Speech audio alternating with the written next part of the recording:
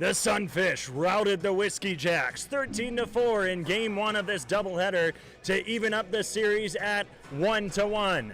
Now it's a battle for who can take this three-game weekend series and end the season series saying we won last. Hello fans, David Coyer bringing you all the action of game two of this doubleheader on Father's Day from Merchants Park in Carroll, Iowa. Matt Hess gets his second start of the season, and boy, has it been a story for him. He joined the team in Fremont for the opening series, did not pitch, and then he left the team for a little bit. He was having car troubles. He had to get his car, I don't know necessarily what was wrong with it. I think he got a new engine put in, and he was having troubles with the place that was fixing it for him. Well, it took him a while. He actually rented a car and drove to Sioux Falls for the season home opener against the Pier Trappers. And it was that game that he pitched 7 innings of 2-hit, 1-run baseball, allowed 2 walks, just a strikeout, got the win.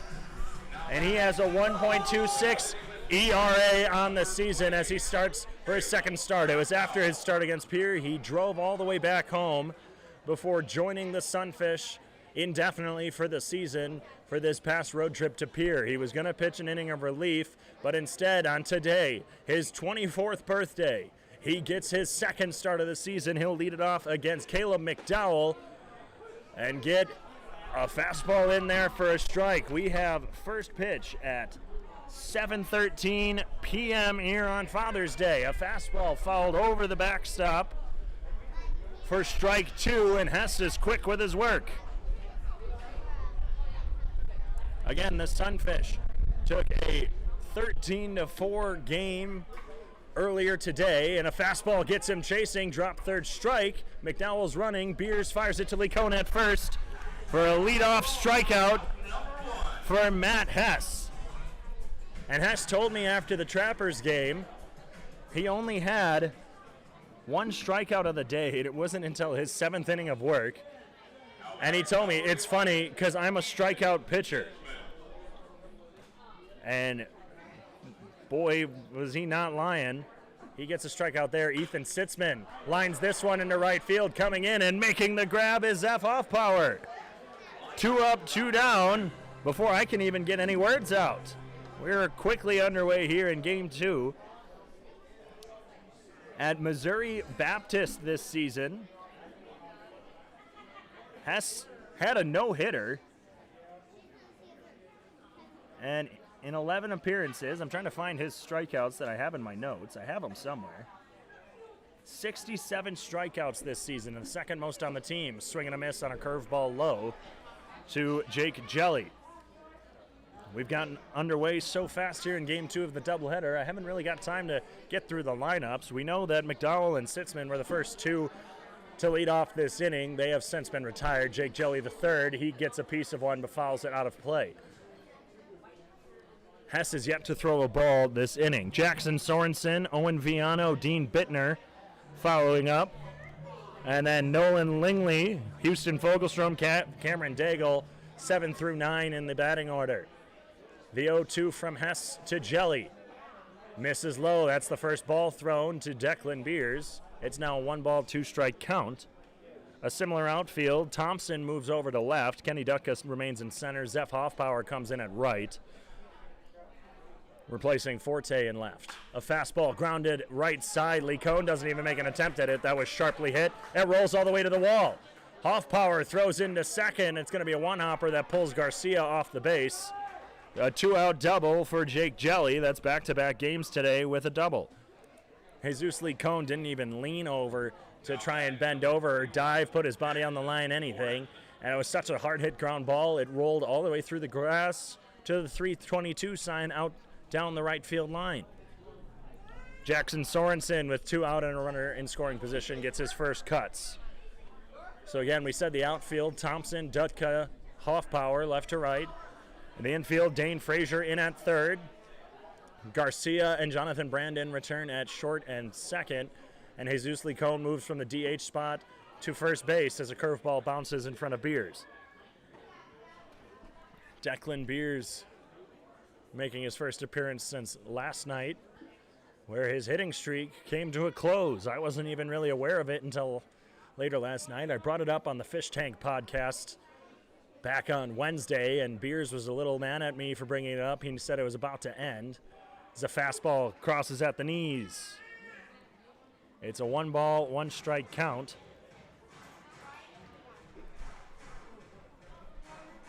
But Beers, who had an 11-game hitting streak end last night, I'm just like, dude, you've gotten a hit in every game so far this season. It was bound to come to an end. It wasn't just me talking.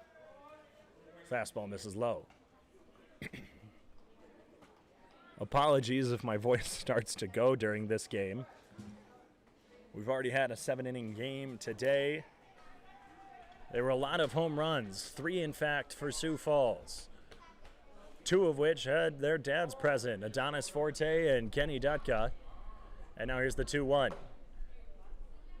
Little changeup misses away. It's 3 balls, 1 strike. Hess in danger of walking his first man with 2 outs, runner on second. So a fairly similar lineup for both squads. Hess getting the nod for game 2. A fastball hits the outside corner. Sam Barrett switches places with Tristan Jones. He'll be calling the balls and strikes behind the dish. We saw him last night in what was quite possibly a very questionable strike zone that both teams had their disapproval with. Here's the payoff pitch. Misses in the dirt, and Hess walks. Another man aboard. So after going a quick 2 up, 2 down, the next 2 have reached for Wheat City, and now Owen Viano, with a runner on first and second, steps up. He made an appearance in last night's game, and I'll get that pulled up. Didn't have a lot of time to get my prep ready. Rolls over one. Garcia makes the stop at short, fires it over to first. Licon with the stretch for out number 3. A hard throw from deep in the hole by Garcia, and the 2-out double leaves Jelly stranded at second. No runs of 1 hits, no errors, 2 left on base. We head to the bottom of the first with the Wheat City Whiskey Jacks still scoreless from Merchants Park in game 2.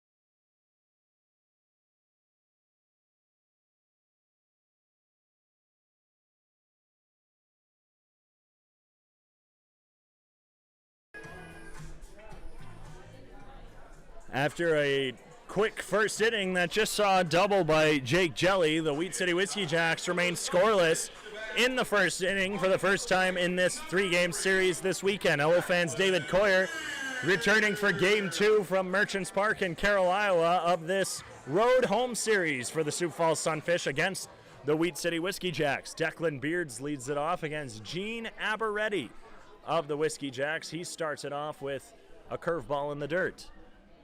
Aberetti made his Wheat City Whiskey Jacks debut back on June 1st against the Sunfish in their 14-5 victory over Sioux Falls. The 1-0 to Beers misses low and inside in the dirt again.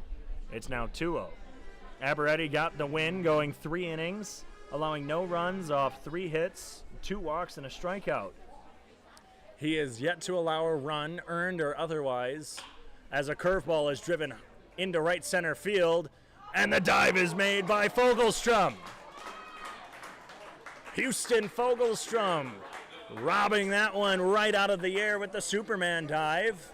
The Sunfish have had quite a few alleyway hits robbed off diving plays. And now Kenny Dutka steps up to face off against Aberretti. Aberretti 2-0 on the season. Throws a curveball that misses low to Dutka. Again, hasn't allowed an earned run in 4 games. This is his second start. 10 innings pitched, 11 strikeouts. Another pitch misses low to Dutka.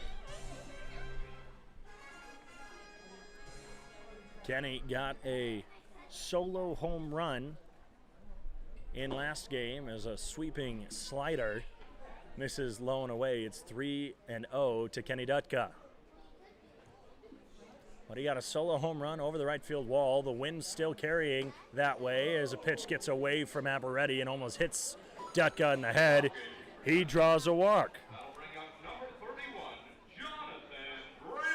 Jonathan Brandon, another guy with a solo shot. 3 of them, in fact. Kenny Dutka, Jonathan Brandon, and Adonis Forte. After the game, got to talk to Dutka and Forte about their home runs. Both of their dads in attendance. Pete Dutka talking to Sunfish GM Nick Moen. Down to my left, the lefty Aberretti has a breaking ball cut into the zone for a strike.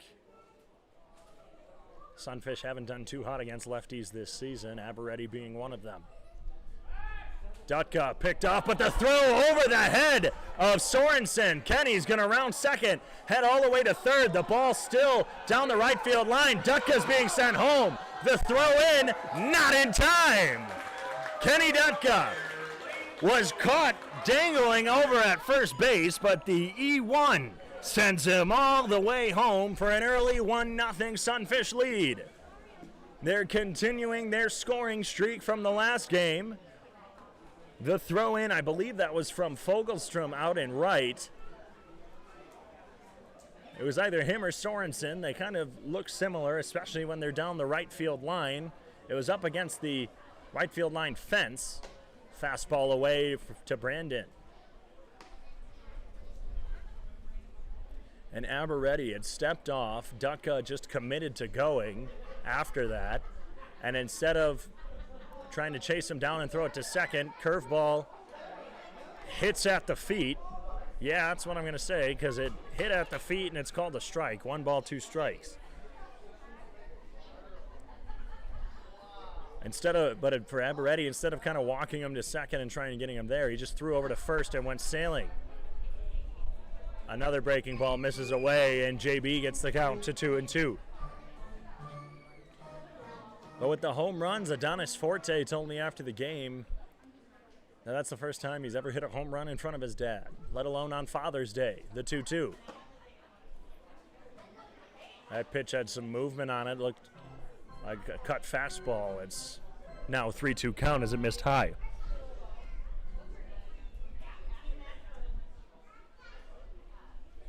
Here's the payoff. Curveball got JB swinging. No drop, third strike. They're just going to throw straight into around the horn for out number 2.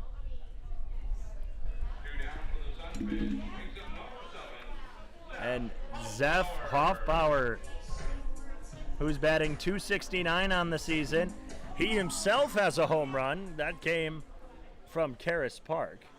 Hoffbauer went 0 for 5 with 2 strikeouts last night as a slider cuts through the zone and hits on the inside corner to Zeph. There was supposed to be rain all day today, but it's been a nice, beautiful day. The clouds have since parted. Another slider misses low this time. It's 1 ball, 1 strike.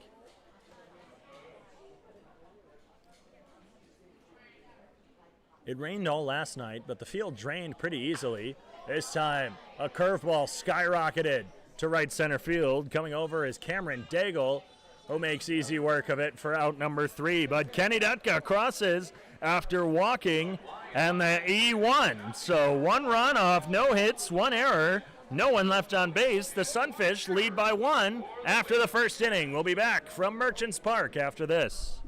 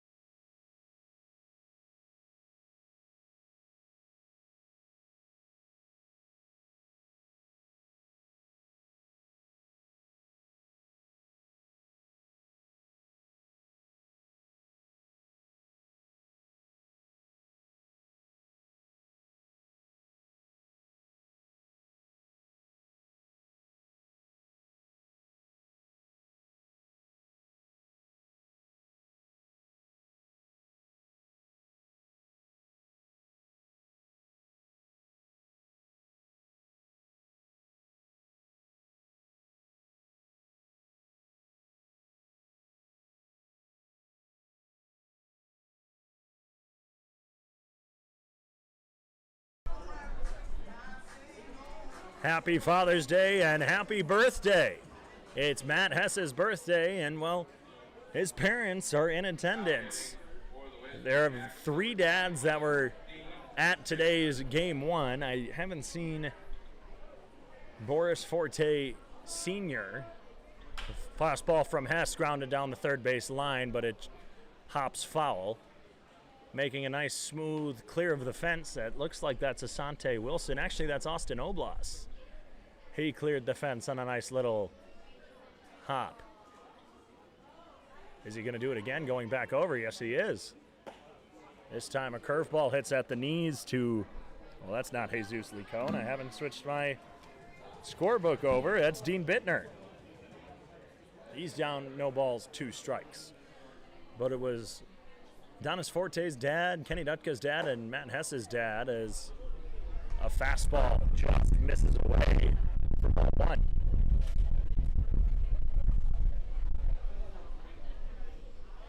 The 1-2 now. Chased, but did he go? There hasn't been anything called. They're looking down at first. Did he go? Yes, he did. A very delayed appeal. Beers almost chased back and got the tag on Bittner before throwing it down to Licon. Second strikeout of the day for Hess. And it was a check swing. The appeal was quite delayed. Basically, Beers was almost all the way to the backstop to get the ball before Sam Barrett appealed down to Tristan Jones. And then when he did, Jones said, yes, he did go. Fastball fouled into Beers, who's having to walk that one off. Beers, the last couple times he's been catching, he's worn a few. And that's an understatement. He's taken quite a few fouls off there. So has Carter Tibbetts. Carter Tibbetts in Pier. He showed me all the bruises after the game, and yeah, I thought he only got hit about 2 or 3 times. It was about 5 or 6. So Beers automatically gets hit right now off of a foul ball that went straight down. And Hess winds and delivers a fastball lined over the bleachers down the right field line, foul.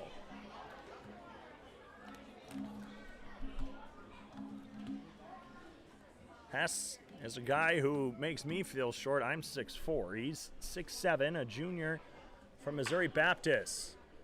Frazier stabs that one out of the air, fires to first. Licon with the stretch for out number 2. Dane Frazier, who had a pair of errors yesterday, getting the first ball hit to him safely into the glove of Licon at first. 5 errors in game 1 of this series last night. In game 1 of this doubleheader, Sioux Falls just had 1. And Houston Fogelstrom takes the first pitch, lines it into center field. Dutka going back, that's over his head. That rolls into the corner. Fogelstrom rounding second. The throw in from Dutka, cut off by Garcia. He throws it. It almost skits over the head of Frazier. He has to hop off third.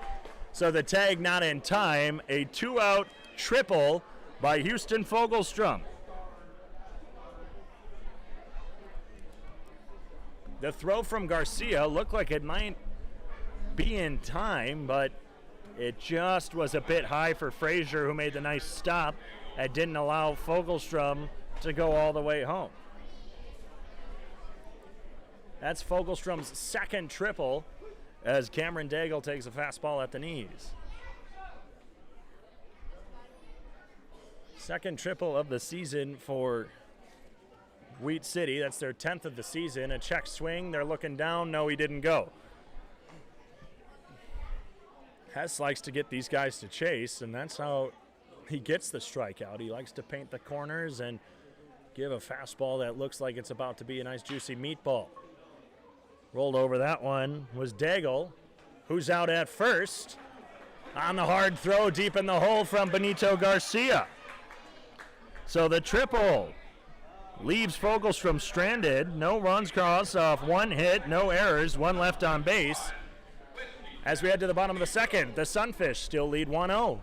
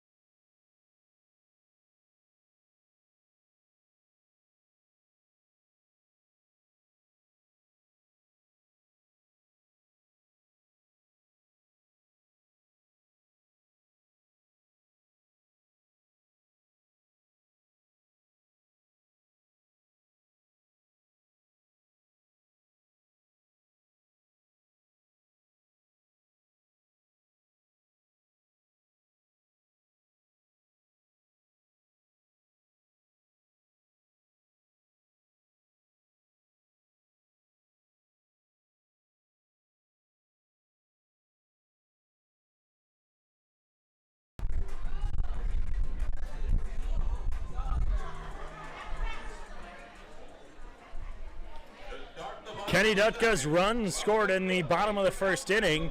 While it is earned. It was a E1 that scored it, and while that was an earned run, it's the first run allowed for Aberretti all season. He no longer has that perfect 0 ERA. And Jesus Licon, who was one of the big bad boys of the last game, 13-4 victory for Sioux Falls, steps up. He takes a curveball on the outside corner for a strike. Licon went 2 for 3 with a walk and a strikeout. He scored in that second inning, which saw all 9 Sunfish players score. A curveball misses low this time. And so the Sunfish are back one win outside of being 500 for the first time in franchise history. Another breaking ball misses just high. It's now 2 balls, 1 strike. Yesterday, the Sunfish were just that 1 win away, and, well, they were really close. They were tied in the 8th inning. A breaking ball fouled to the backstop off the bat of Licon evens the count.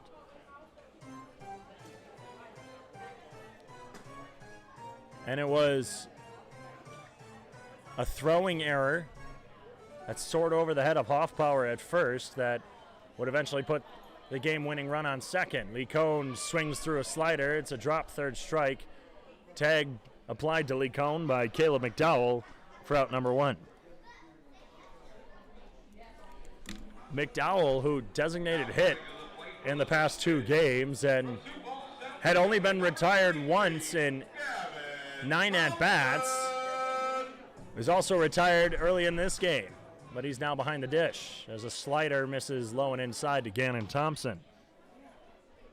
Thompson had a home run last night, Went 0 for 3 in game 1 with an RB as he reached on an error.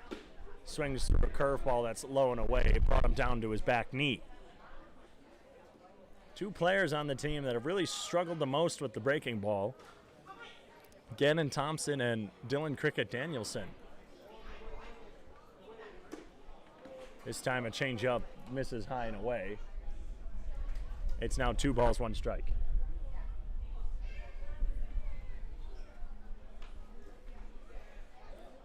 The 2-1 to Thompson. Curveball cuts through the zone. It's now a 2-2.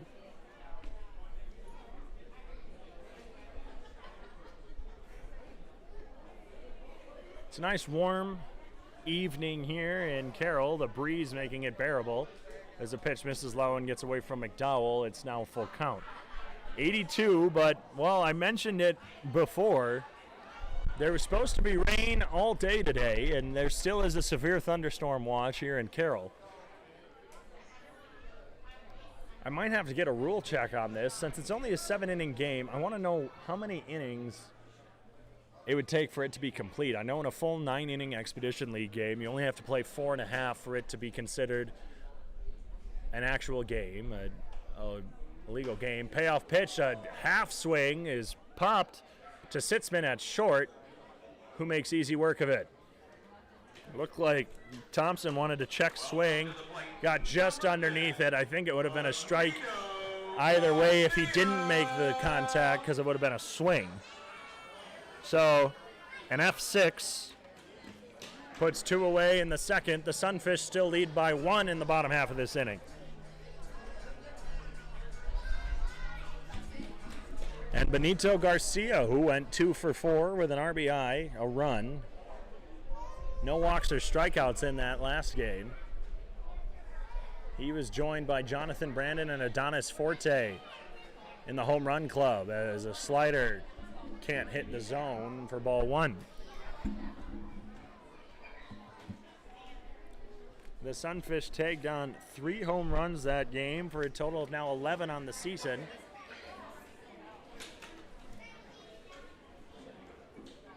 The breaking pitch misses high. It's now 2 balls, no strikes.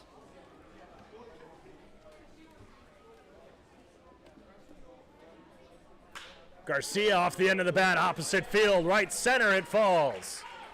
He's rounding first, but the throw in from Daigle keeps him at first. A nice hard hit liner off the end of the bat. And a 2-out single gets the first hit of the ball game for Sioux Falls. Dane Frazier and Mitch Stroh due up. Stroh has missed a couple games due to injuries, so we'll see him hopefully get some at-bats today. Put the ball in play. Fastball hits right at the belt to Frazier. He takes strike 1.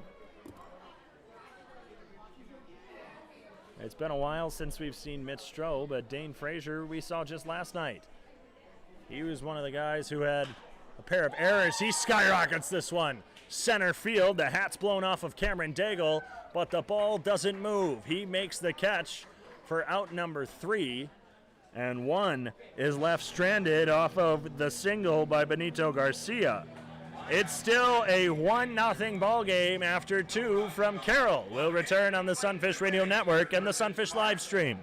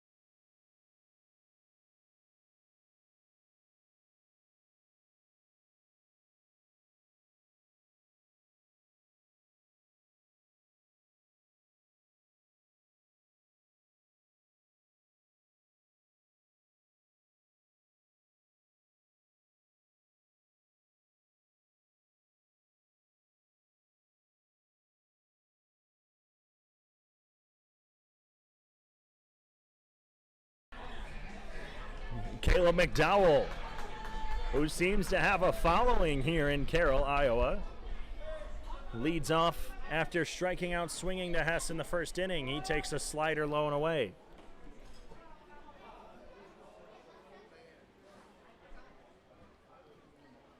McDowell again takes one off the end of the bat, out of play opposite side from South Jordan, Utah, but goes to Grandview University in Des Moines, Iowa. So it might actually just be some college friends or even some parents who came up to watch the game. Change up, hits the inside corner. It's now 1 ball, 2 strikes. The wind still blowing strongly out to right field. So really, if anyone gets a piece of one and it hangs up there, it'll probably be carried over the fence. A half swing, fielded in foul territory by Declan Beers. McDowell looked like he wanted to take off, but then saw that it was going to bounce over his head and go foul. Didn't want to waste the energy. And McDowell's been the best hitter for the Whiskey Jacks this series, and really for a lot of the season as well. As a fastball gets underneath the leg of Declan Beers, rolls to the backstop, and I'm surprised to actually see it bounced back all the way to Beers. That just shows the velocity behind Hess's pitches. McDowell batting .301. 303 actually after today's game. He was .301 coming into today. Curveball misses in the dirt, bounces away from Beers. It's now a full count.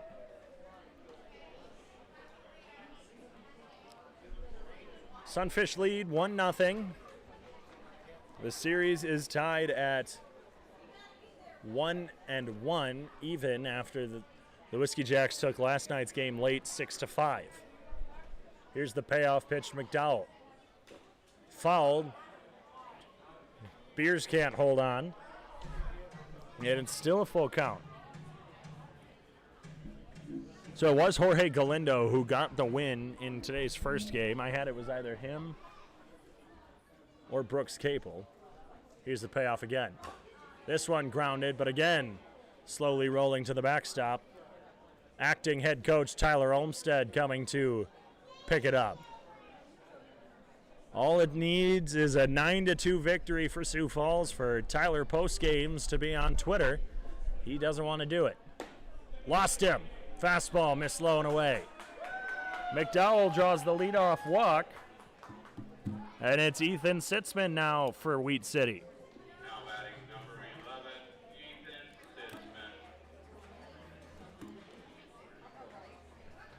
Sitzman. Sitzman flew out to right field for a quick 2-up, 2-down first inning, but now with a runner on first, we might see McDowell swipe a base. He's taking a moderate lead, a big secondary lead as a curveball misses low. A nice backhanded stop by Declan Beers stops the ball from going by. 6 stolen bases on the season for McDowell, including 2 in game 1 of today, none yesterday. Again, a moderate lead at first base. Liner past the glove of Jonathan Brandon into right field. A good stop by Hoffpower. The throw soars and carries Benito Garcia almost to third. Just a hard hit ball into right field off the bat of Sitzman for his first hit of the day.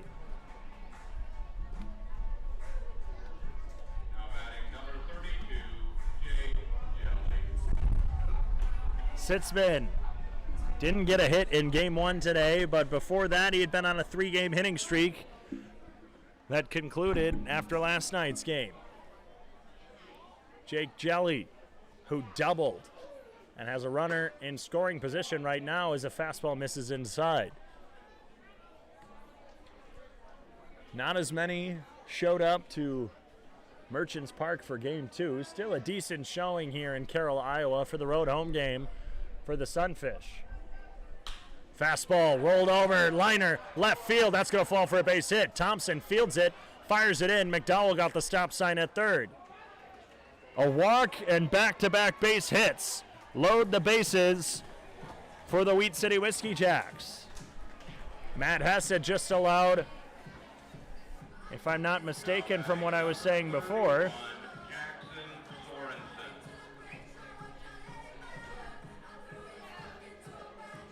Hesse just allowed 2 hits in his first outing, and thus far has allowed a double, a triple, and now back-to-back singles in today's game.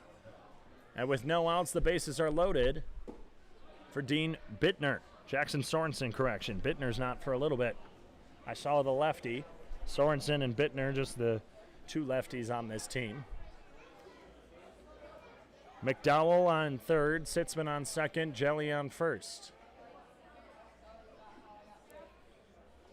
The middle infield for Sioux Falls playing a double play depth.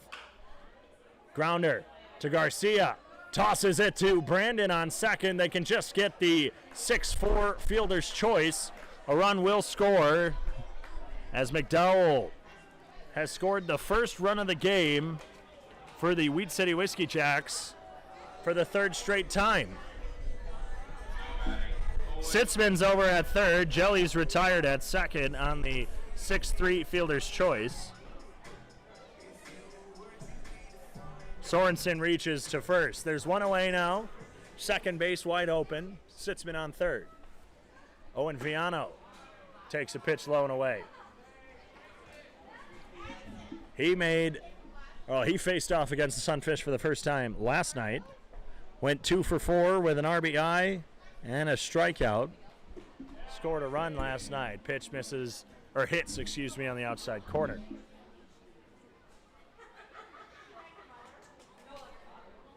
Pickoff attempt at first. Hess just slyly throwing it over there.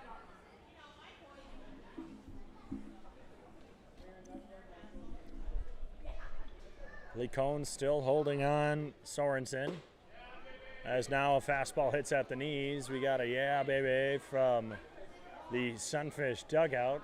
I think that's from pitching coach Tyler Olmstead. Might be from hitting coach Lane Hovde. Swung on and missed.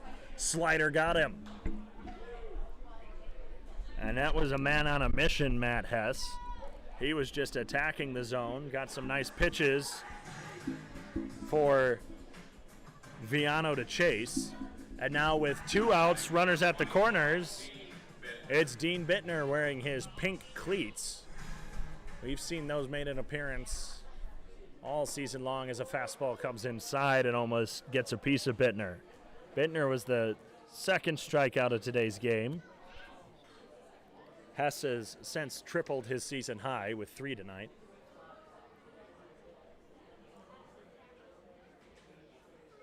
The 1-0 to Bittner.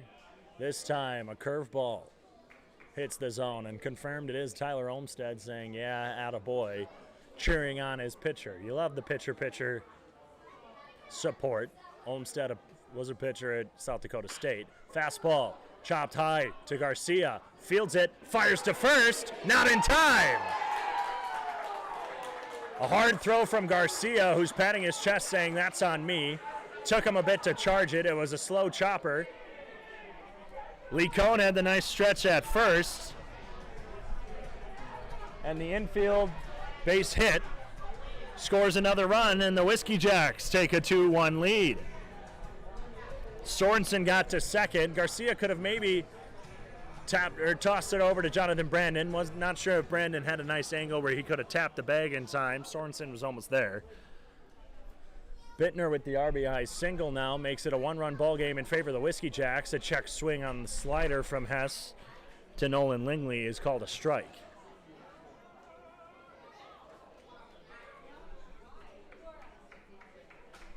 Runners on first and second now with 2 away. The throw from Hess, a changeup, misses high.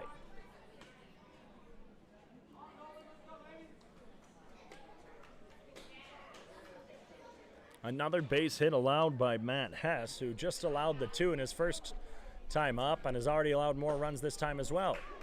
Another changeup, this time hits the inside corner, and it's now 1-ball, 2-strike count to Lingley. In the on-deck circle, Houston Fogelstrom, who has the triple on the day. Here's the 1-2. Rung him up at the knees. Fastball got him. And that's the 4th strikeout of the day.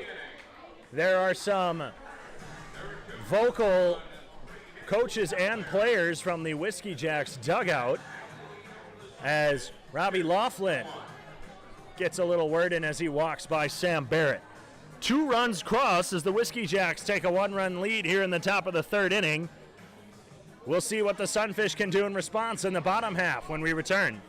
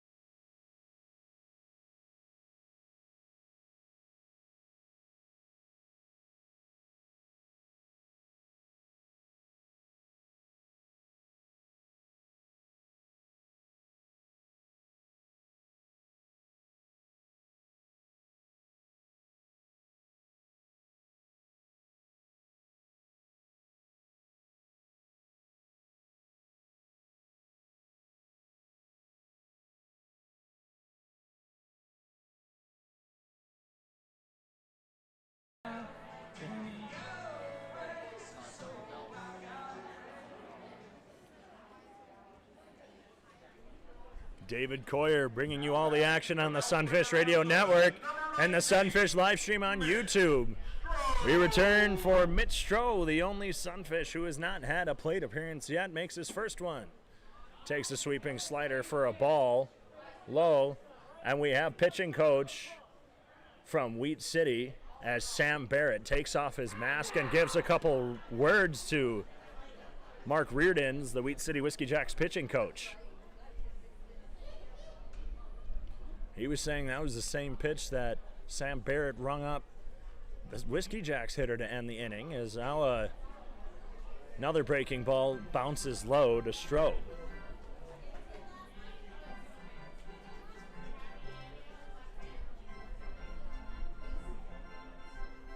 And Stroh, we haven't seen him. Again, he was dealing with a lower body injury.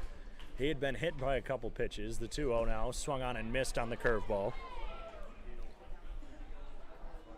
And then it just kind of started to hurt. He explained it kind of to me. He had also had a prior injury. It's hard to explain without also getting too personal for Mitch's taste. Long story short, he had a leg injury. The 2-1 now. Fastball misses away.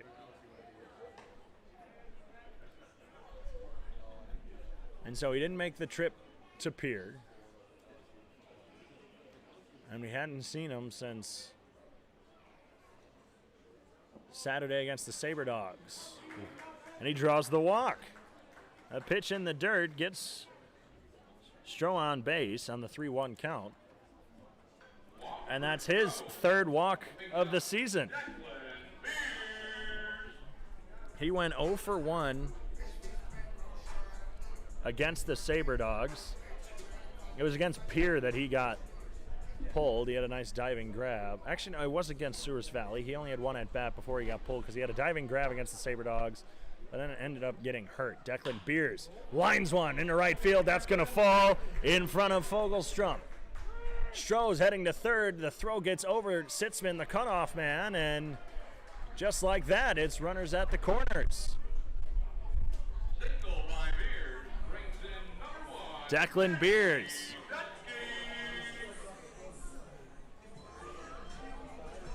Declan Beers, after having his 11-game hitting streak ended last night, starting a new one. And Gene Aberetti in danger of letting the game get tied up again with runners at the corners, no outs. Throws a breaking pitch. Looked like a curveball that cut across the plate and pulls Caleb McDowell away from his catcher's position.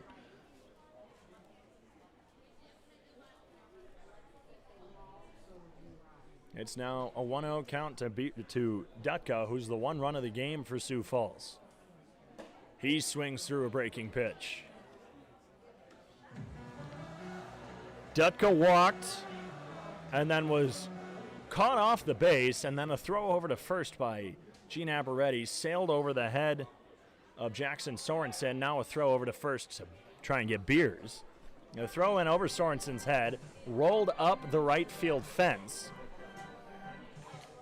And Dutka, a speedy guy on the base paths, made easy work of it and scored.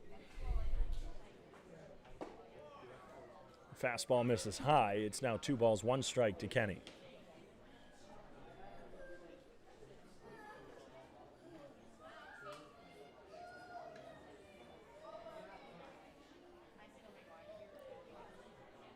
Pickoff attempt at first. No tag from Sorensen. And, you know, while we may be early on in this second game of the doubleheader, there's other games that have been going on while we've had our break as a curveball hits for a strike on the outside corner. It's a lefty-lefty matchup between Dutka and Aberretti. In the bottom of the 8th inning, the Western Nebraska Pioneers hold a 5-3 lead over the Hastings Sodbusters, and the Pioneers looking to pull away from the Moo on top of the Clark Division standings. Pickoff attempt at first again.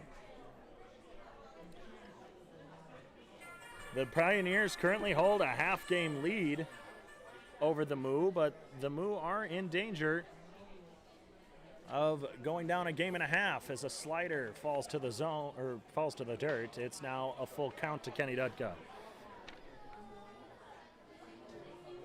At 17-5 and 16-5 coming into today's game, respectively, the Moo trail by half a game, but they also trail to the Badlands Big Sticks as Dutka rolls over one, but it goes to the backstop.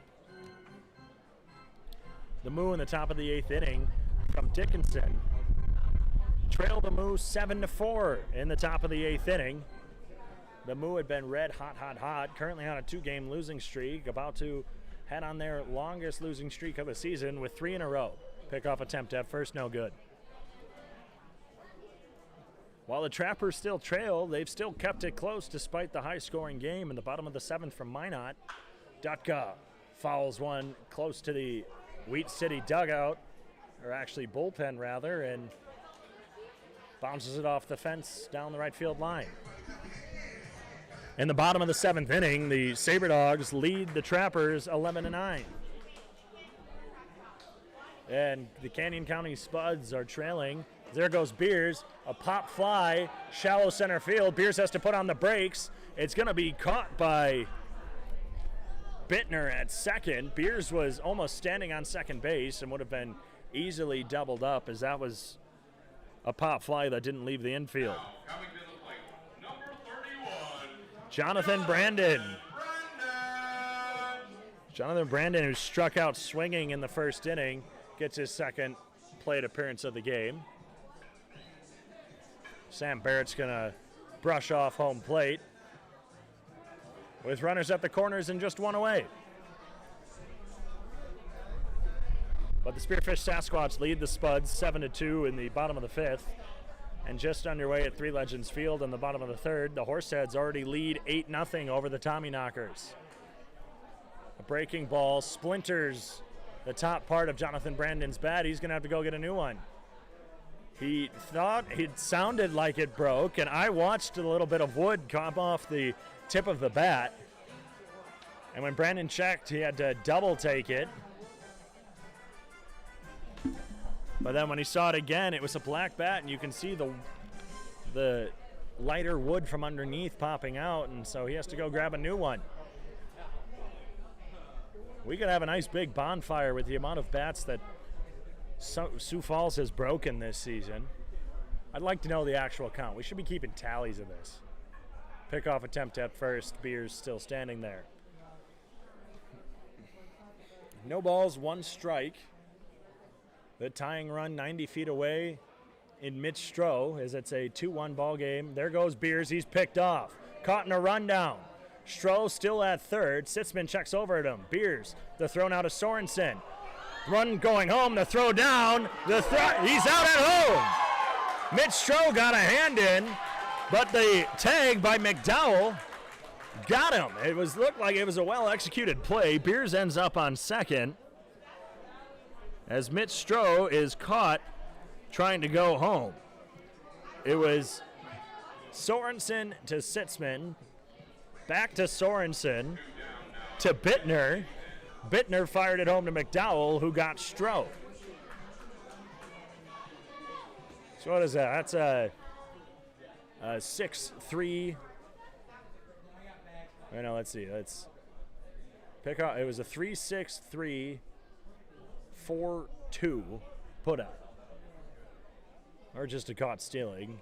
So now with 2 outs, there's a runner on second for Jonathan Brandon, who takes a slider inside.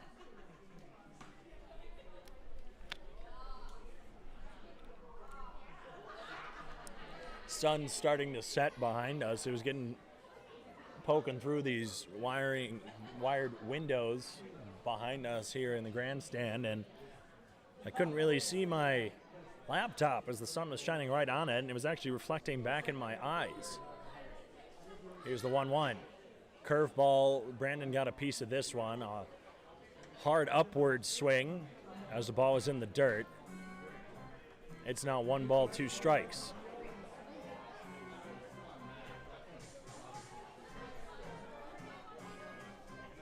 Here in Carroll, Iowa, a lot of Carroll natives buying some of the Sunfish gear. Saw a couple little girls with the black SF hats with the teal brims, the 1-2. Misses inside. That was a hard slider that swept across the plate. It's now a 2-2 count.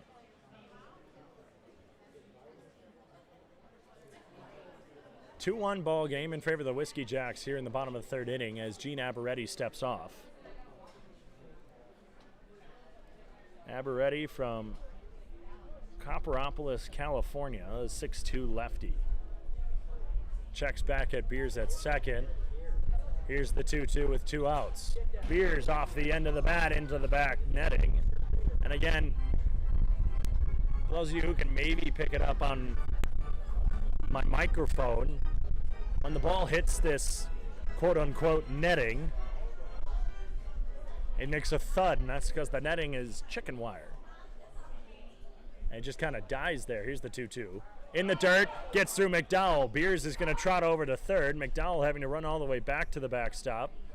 Honestly, if Beers put the horses on, he could maybe force a mistake by the Whiskey Jacks team, because again, when that ball rolls all the way to the backstop or gets fouled into the backstop, it doesn't really roll back. It just kind of dies there. And so McDowell had to run all the way back there to get it. And if Beers takes a hard round around third, he might draw the throw from McDowell. Here's the payoff pitch to Brandon, who swings through a curveball away. Sitzman trips and falls out at shortstop. I don't know if that was on purpose or if that was on accident, and if I'm the only one who caught it. But after 3, the Sunfish leave 1 stranded, get 1 caught on the base paths.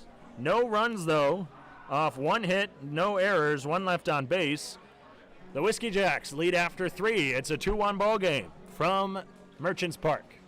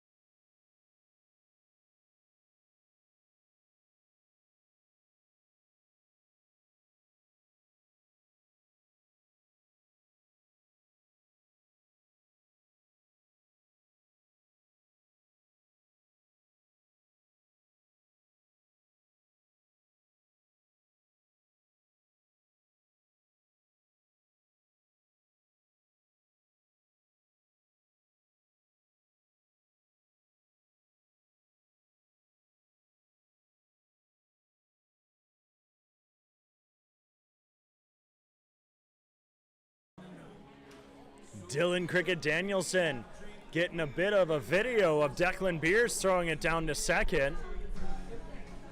I think just getting it for Beers, who finished up his time at the Northern Iowa Area Community College, trying to just get some film, trying to get recruited somewhere else. Finished up his JUCO tenure. And we'll see where he might end up. It's a 2-1 ball game after the Whiskey Jacks cross 2 in the top half of the inning. First pitch swinging by Fogelstrom, skyrockets it to right field. The wind got a hold of that one. It's a fair ball, and it's over the wall. Houston Fogelstrom takes advantage of the wind out to right field that Sioux Falls took advantage of 3 times in the first game. It's the first home run surrendered by Matt Hess this season. Is off the bat of Fogelstrom, and it is now a 3-1 Whiskey Jacks lead.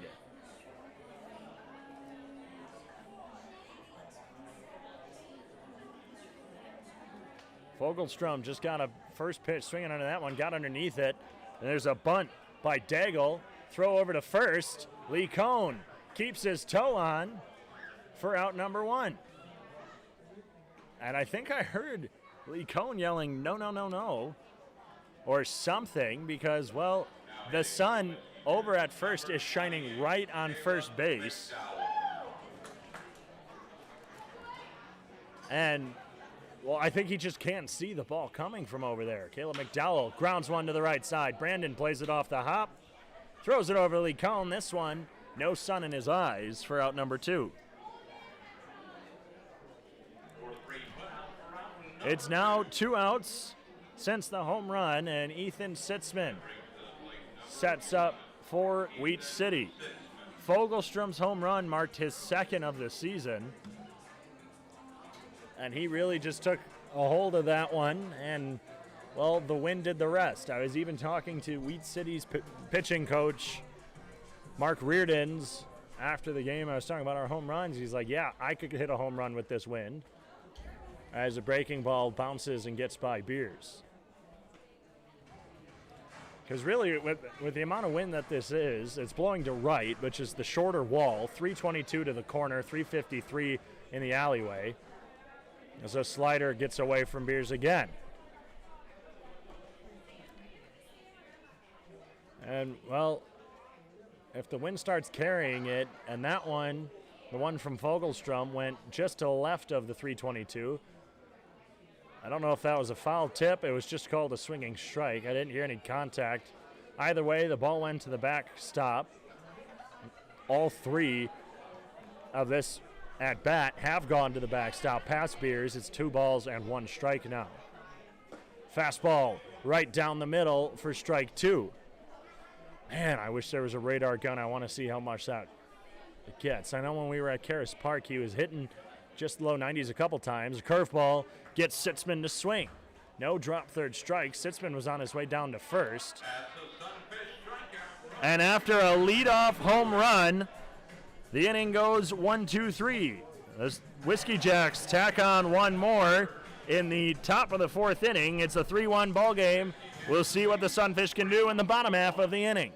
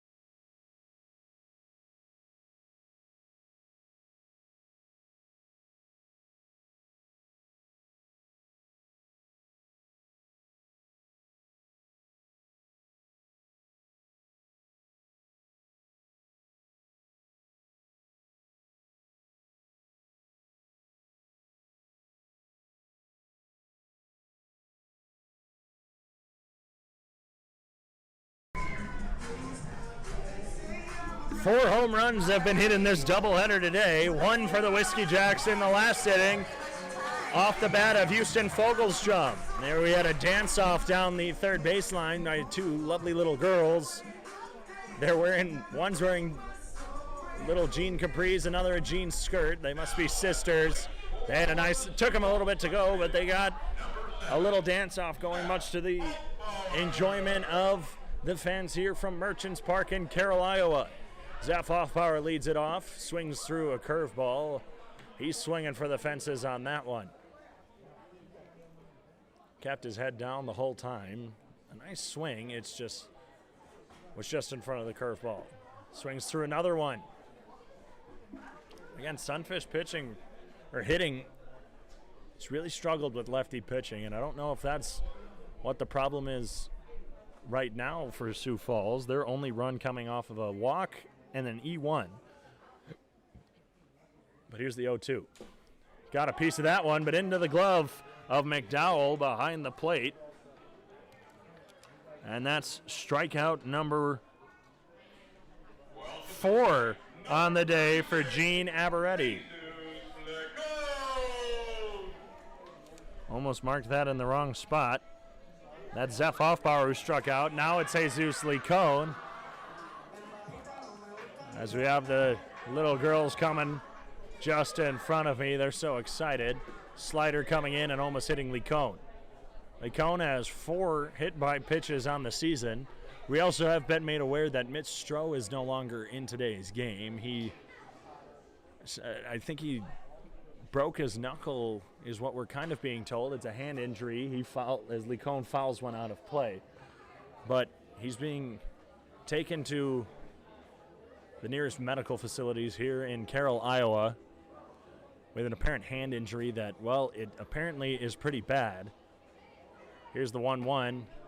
Another sweeping slider that misses inside. It's 2 balls, 1 strike. We'll try and keep you updated. Please, your thoughts and prayers with Mitch Stroh. We hope he's okay. Fastball outside. Swung on and missed by Licon. It's now 2 balls, 2 strikes. It's amazing how the bats have cooled down just in a matter of time. Curveball misses low. It's now a full count.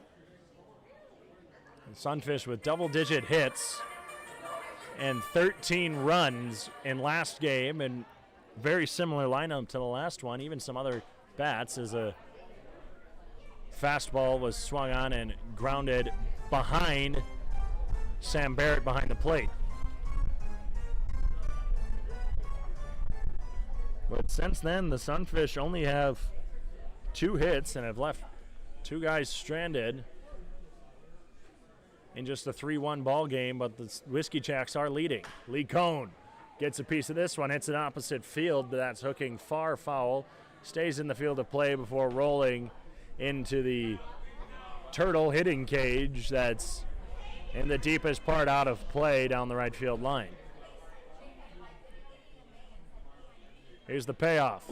Licon swings through a curveball in the dirt for out number 2. So I could have kept that K that I accidentally wrote there. This time, Aberetti struck out 5 through just 3 2/3 innings. Gannon Thompson, who popped up to shortstop in his last at bat, steps up.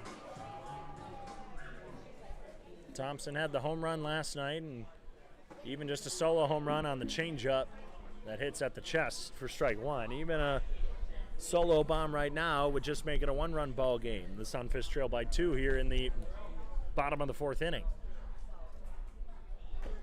Swings through another changeup, but gets a piece of that one that goes into the glove of McDowell. He's down 0-2. Another 7-inning game from Merchants Park tonight. The first one was 7. This one is 7, so through 4 innings, we're over halfway done as a breaking ball gets away from McDowell and bounces all the way back just up the third base line. Garcia hands it to Barrett.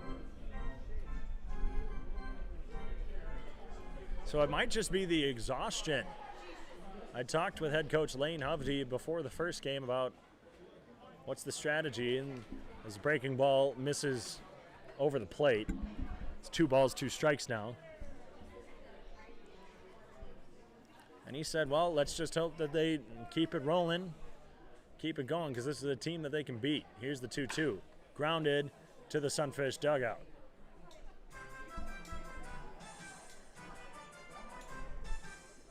Two outs, 2-2 count. The 6'7" Gannon Thompson at the plate. Here's the 2-2 from Aberretti.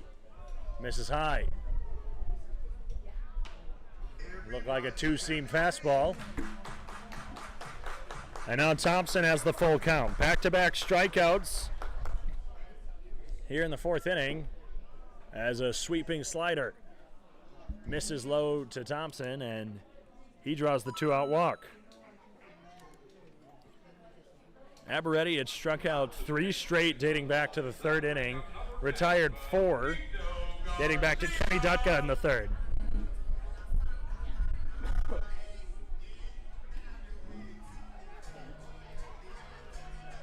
Benito Garcia, who singled with 2 outs in the 2nd inning and was later stranded, steps up with a runner on first and 2 away.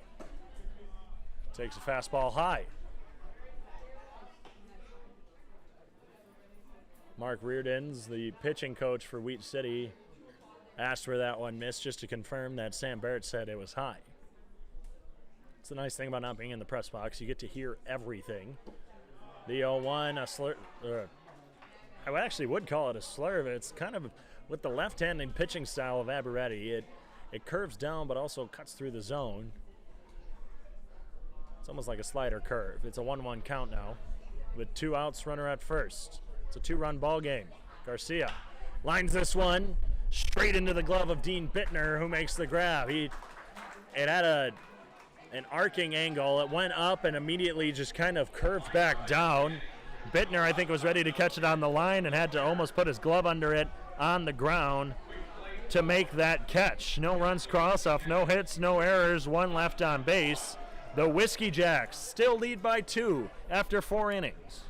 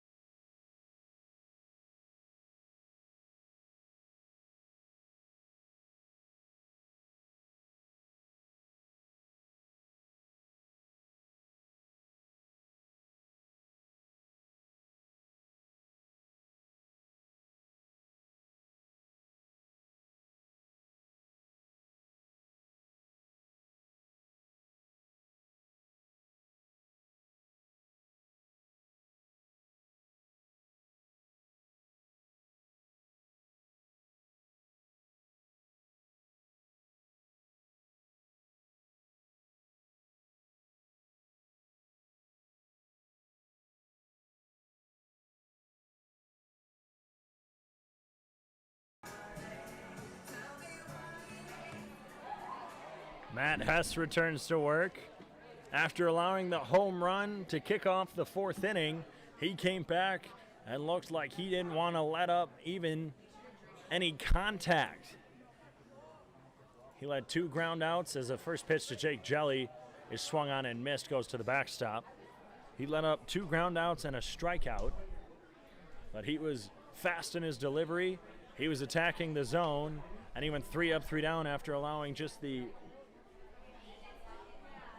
solo home run. Second pitch, a curveball swung on and missed by Jelly. He's down 0-2.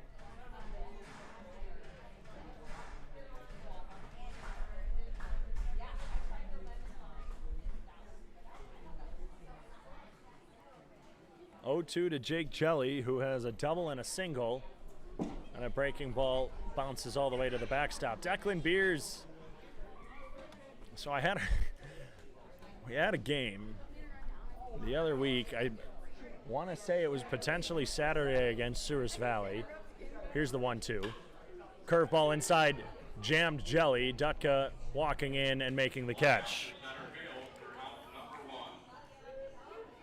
And I was talking to I was calling the game. It was against Souris Valley last weekend because Declan was catching, and he let a lot of balls get back to the backstop. And he later on told me the next day, he's like, yeah, I didn't catch a good game. I was letting the balls get by me. There were a lot of pass balls, a lot of runs scored off of the pass balls. 1-out grounder from Sorensen to Brandon, who fires it over to first for out number 2. Brings up Owen Viano, who's 0 for 2 on the day. And so I was talking to Declan, and he said, yeah, I got a call from my grandma last night, and she said the broadcaster was being mean about me.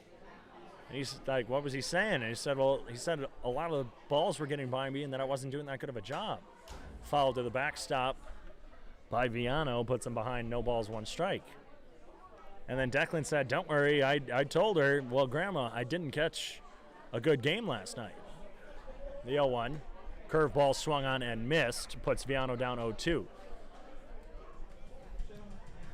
And so he's just like, no, you totally were all right for doing that to me. Here's the 0-2. Curveball got him swinging and missing. Hess goes 3 up, 3 down. That's 6 in a row retired for the big man. It's still just a 2-run ball game. The Whiskey Jacks lead as we head to the bottom of the 5th. It's stretching time from Merchants Park.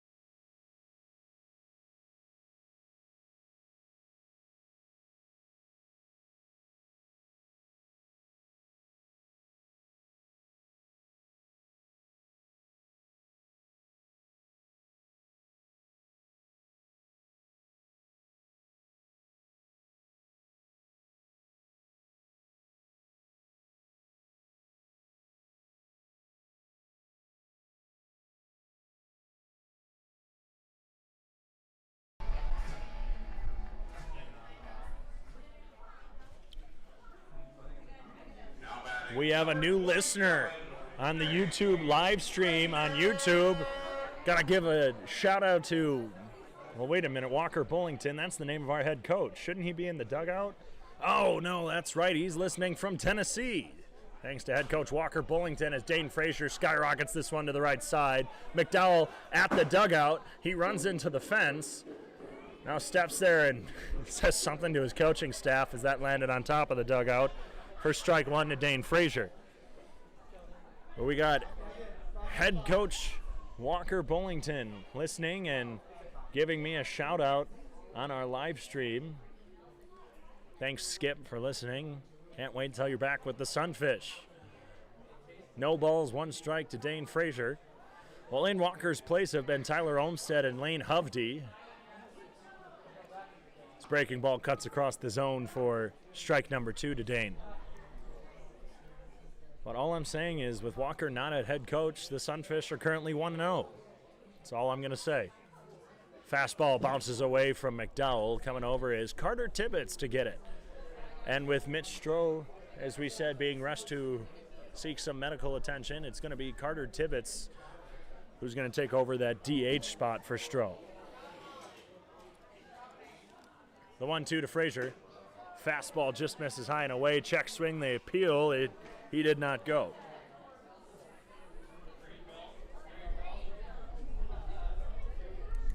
Bottom of the 5th inning, the Whiskey Jacks hold a 2-run lead after scoring 2 in the 3rd, 1 in the 4th.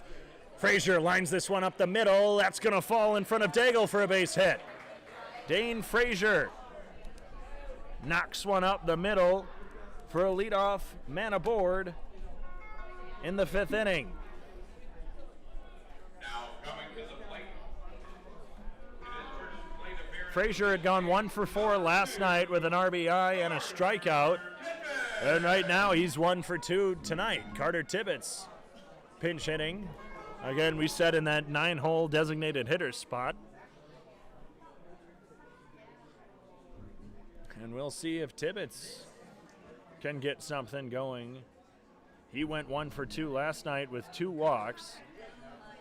And Tibbetts' on-base percentage, .538. He's also got a .541 slugging, 4 doubles on the season. When he gets in, he gets on base. Here's the first pitch to Carter. Breaking ball low and away.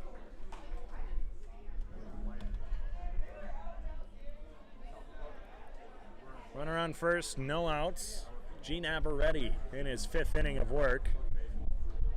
A pitcher's duel between Aberetti and Hess as a slider cuts through into the right-handed batter's box. Tibbetts doesn't even flinch, but McDowell makes the nice stop, keeping Frazier at first. The Tommyknockers have scored now against the Horseheads in the top of the 5th. It's 8-1 still in favor of Casper. Pickoff attempt, no good. Spearfish leads Canyon County 8-2 in the top of the 7th, while we have some finals.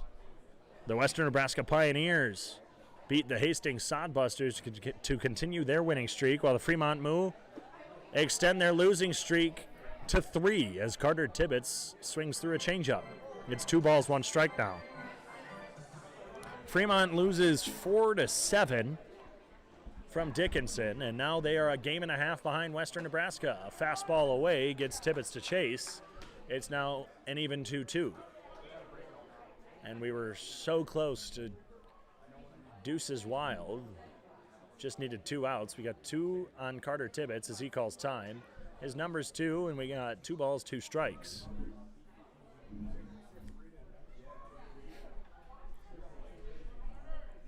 If Walker's still listening, Davey Deuces Wild. That's all I have to say. And here's the 2-2 to Tibbetts.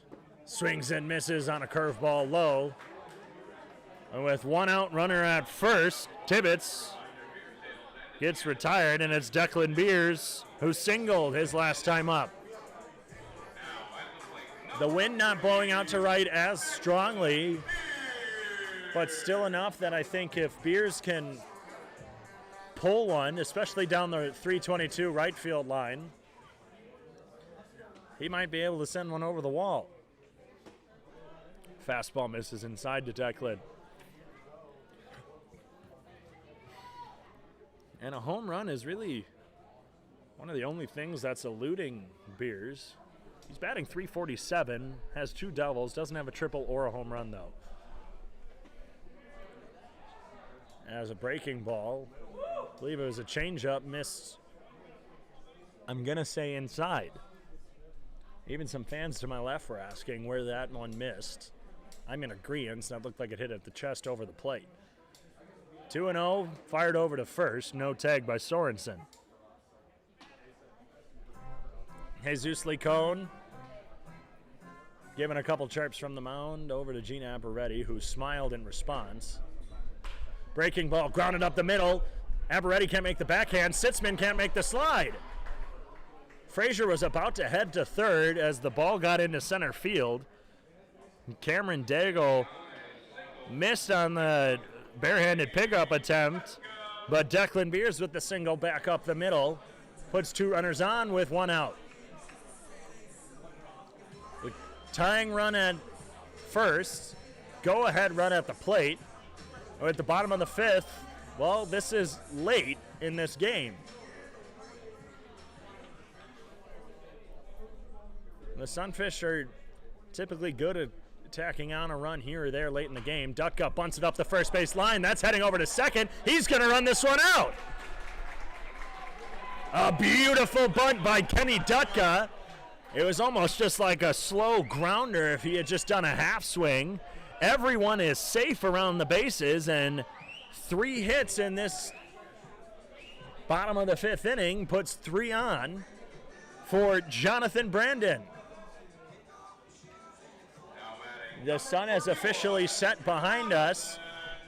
There's still a lit sky, but the sun not casting any streaks onto the field. The lights are not on yet. It looks like they're warming up here from Merchants Park. Sorensen at first playing in. Backhanded stab on the breaking ball by McDowell. Puts Brandon up ahead 1-0. And I wish that the text stats were available on Point Streak so I could see what the Sunfish are with the bases loaded as a fastball misses just away.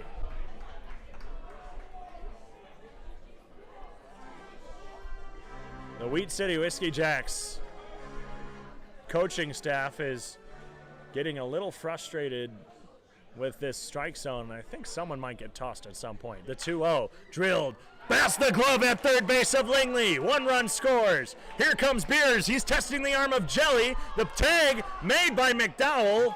Beers was trying to dance out of the way. That was an aggressive run by Beers. I didn't see a stop sign by Hovde, but he's walking up the third baseline with his head down. I think he's wondering why that happened.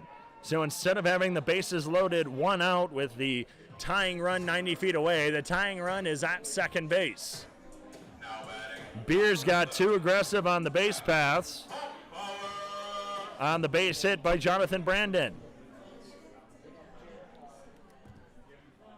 So 4 singles in this inning brings the hit total even to 5 as Zeph Hoffbauer takes a pitch low.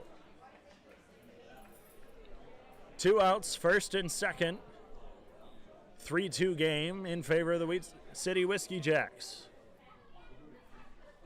The sun's starting to poke through. I guess there's some clouds to our left as the entire outfield is lit up on a curveball swung on and missed by Hoffbauer. Zeph 0 for 2 with a flyout and a strikeout.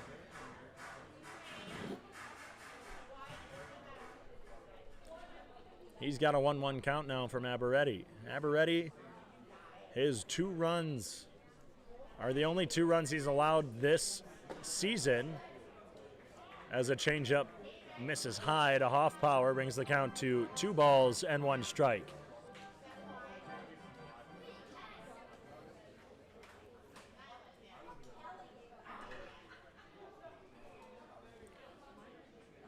Hoffbauer gets a piece of one and fouls it over the grandstand here at Merchants Park. And we have Deuces Wild again. 2 balls, 2 strikes, 2 outs. Well, just actually a 2 away from Deuces Wild. We just have 2s across the board. You have 2s across the board, Deuces Wild and Deuces Wild Supreme is what I like to call them, the 2-2. Foul to the backstop. There's a kid who is kind of leaning up against the wall here right behind home plate.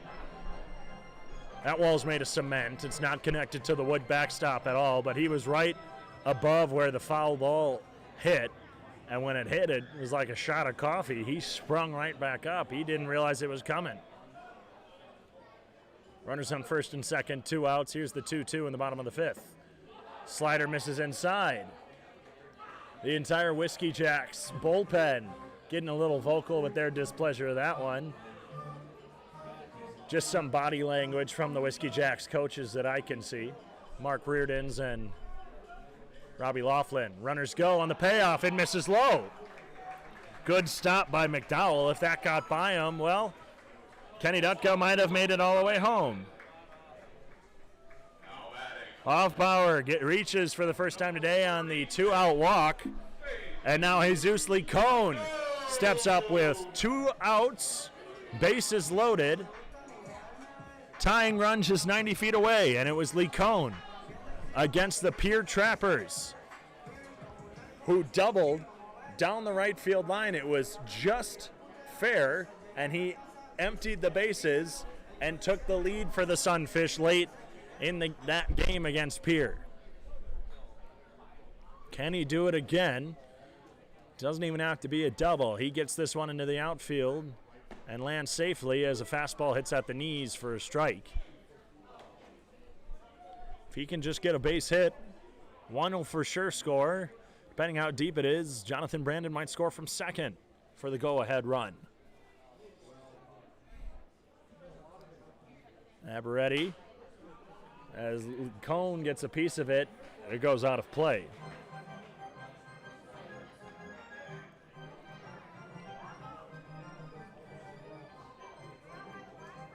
Aberretti currently at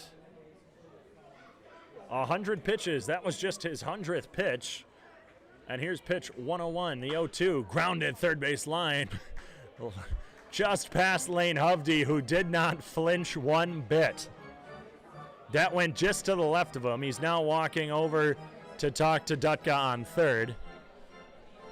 But it was a hard hit grounder just past the right foot of Hovde, who didn't even flinch. He was a stone statue. Licon down 0-2 now to Aberretti, who has the bases loaded with 2 outs. Licon chased and luckily got a piece of one that goes to the backstop to our left.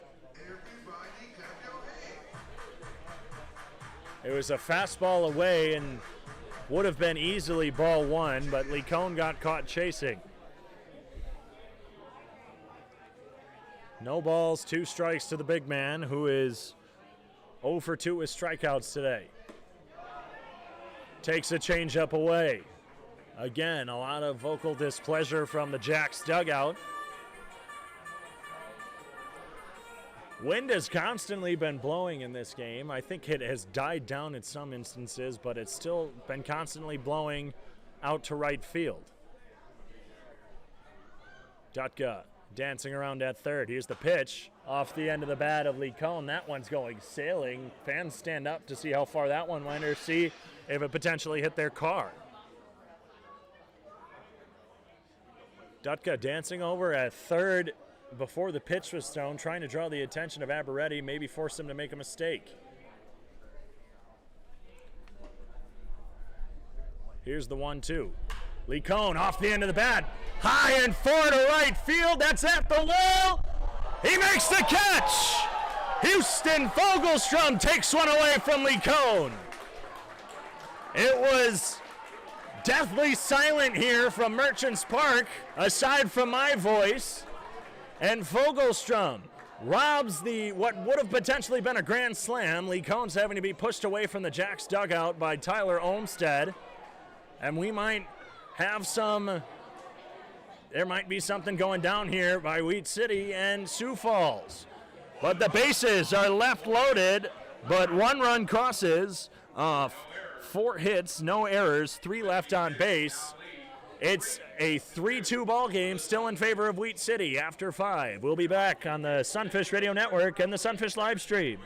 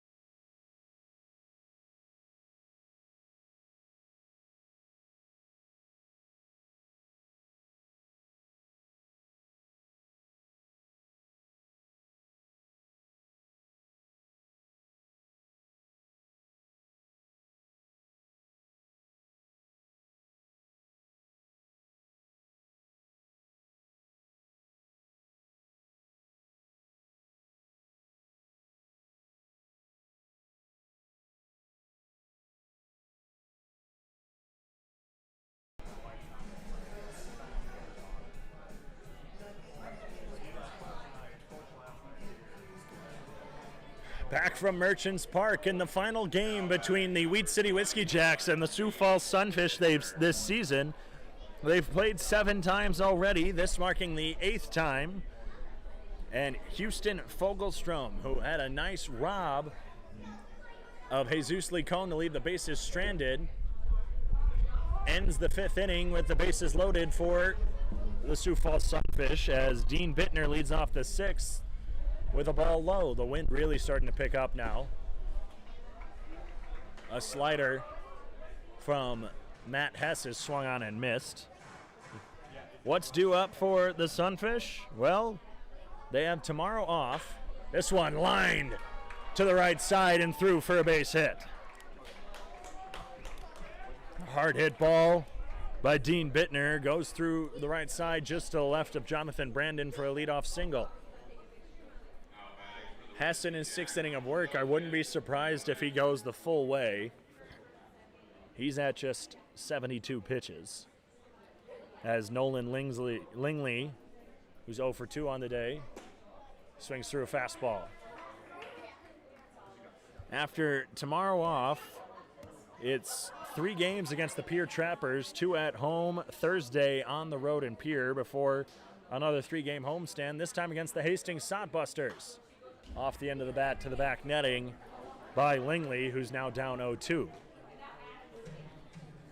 After the 3-game series against Hastings, it's the rain makeup. After having this 3rd game of the season canceled in Fremont, Sunfish travel to Fremont to face the Moo in a 1-game series on Monday. This one driven high into right field. Drifting back is Hoffpower. He's just in front of the warning track. Looked like Bittner was about to test the arm of Hoffpower before thinking better of it.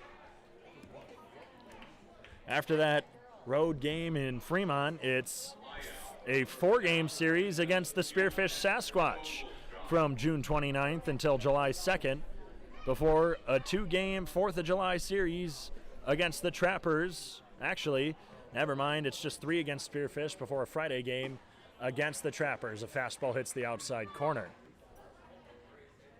Again, it's these weird, there's not really been a 3-game series. There hasn't been a 3-game series between the Trappers and the Sunfish. There's been one. Correction, there's been one where it's all been in the same spot. It was 3 games in Pierre. Time is called now by Houston Fogelstrom, who had the nice rob of Licon.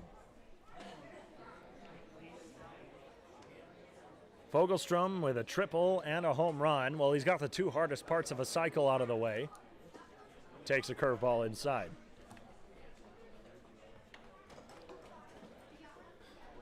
And then it's just 2 games in Pierre for the 3rd and 4th of July.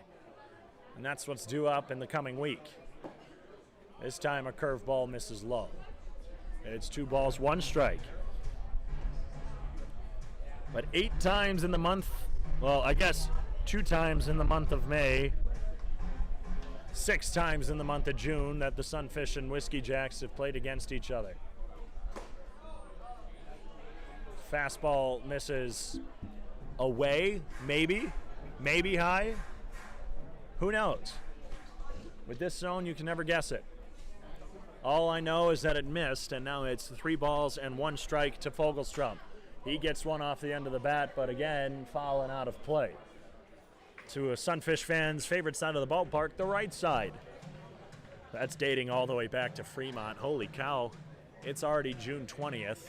Fremont was May 25th and 26th. It's almost been an entire month of Sunfish baseball as a curveball gets away out of the hand of Matt Hess as he walks Fogelstrom. Runners now on 1st and 2nd. It's a 1-run ball game that the Whiskey Jacks still lead here in the top of the 6th inning. Cameron Daigle, who's 0 for 2 on the day with 2 groundouts, steps up with runners at 1st and 2nd.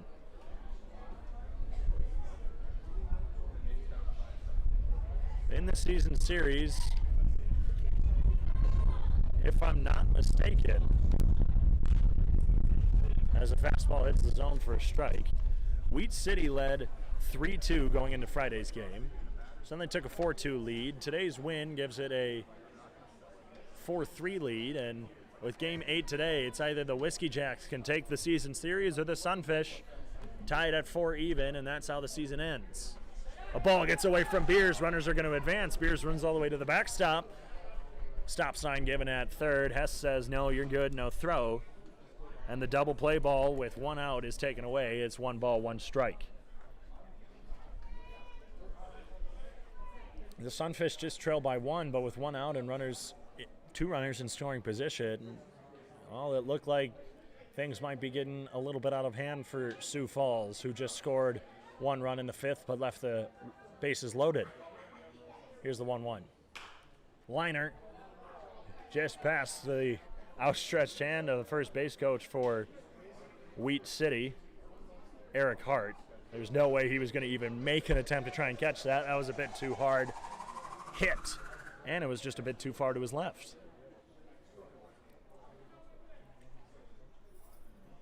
1 out. Here's the 1-2. Curveball misses in the dirt. No chase by Daigle. He hasn't struck out yet today.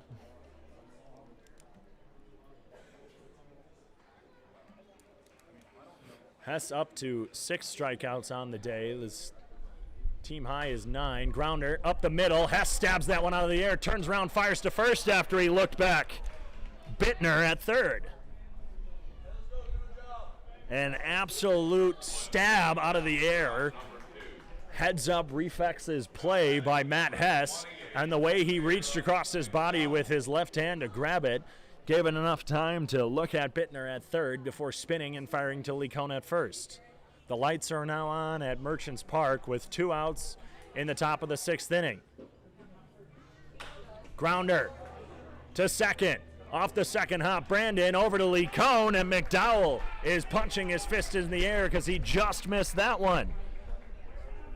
2 runners are stranded as Hess gets out of the jam. No runs cross, off 1 hit, no errors, 2 left on base. It's still a 1-run ball game. The Sunfish have an opportunity to tie it up in the bottom of the 6th inning when we return.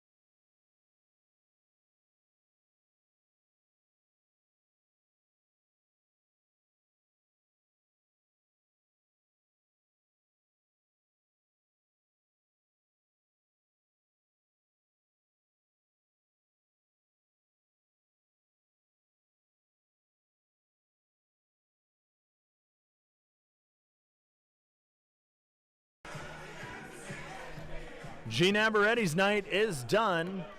Replacing him is Jackson Harbit. Aberetti allowed a season-high 2 runs to cross. Those were the only 2 that have crossed in his few appearances this season. Harbin, a familiar face for the Sunfish. 2 of his 3 appearances have been against Sioux Falls.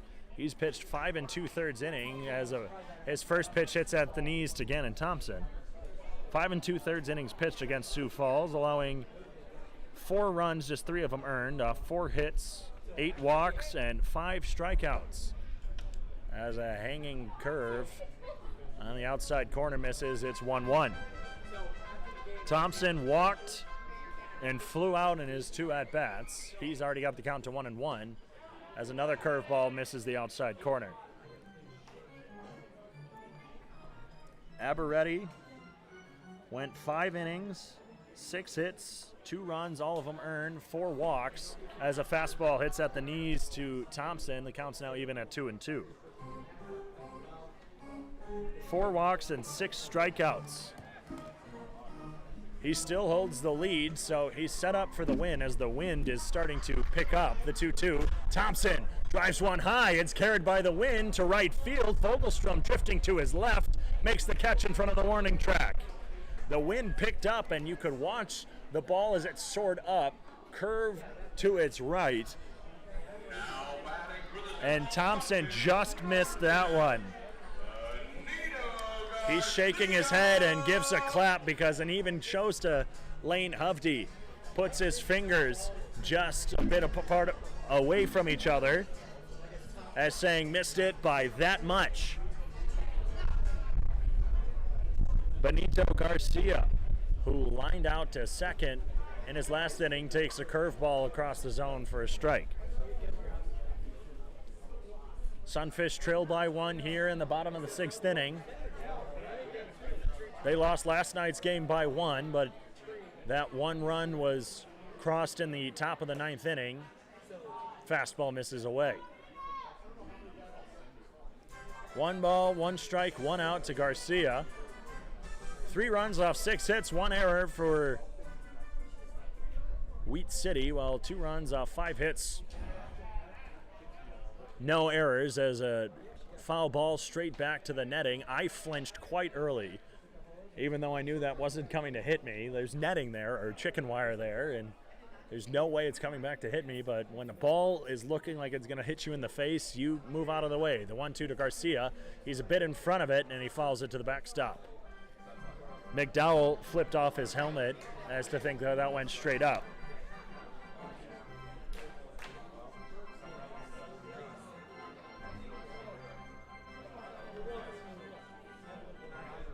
Half of the Sunfish runs came off of that one Wheat City error. That was the E1 that scored Dutka. Fastball popped high, drifting backwards and out of play. Jesus Licon is always the one voice I can hear from the Sunfish dugout. It's either he's saying something to the other team to try and get into their head, or saying something to his teammates to try and motivate them. The 1-2 to Garcia again. Takes this one high to left field. Jelly underneath it, now coming in. And that's out number 2. You know, you never know with some of these Sunfish hits. I know I get a little bit excited off the bat, but man, when you hear that contact, it sounds like that might be going far. Especially with how this wind is carrying it. Dane Frazier steps up, and his first hit as a Sunfish hit a triple, and we could use an extra base hit right now as he takes a fastball high.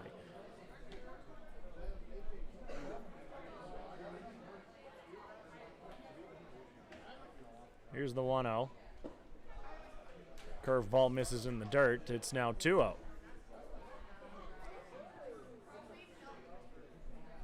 Frazier singled and scored in the 5th.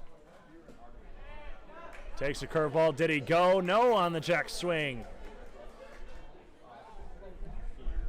That was, that curveball looked like it might have hit at the knees. Don't know why he had to go down on the check swing. But either way, Frazier's ahead 3-0 with 2 outs. Takes a fastball at the knees. He tossed his bat and was headed down to first base. That looked like it almost hit in the same spot as the pitch prior, and so I can understand why Frazier was about to drop down the first, thinking he had to walk.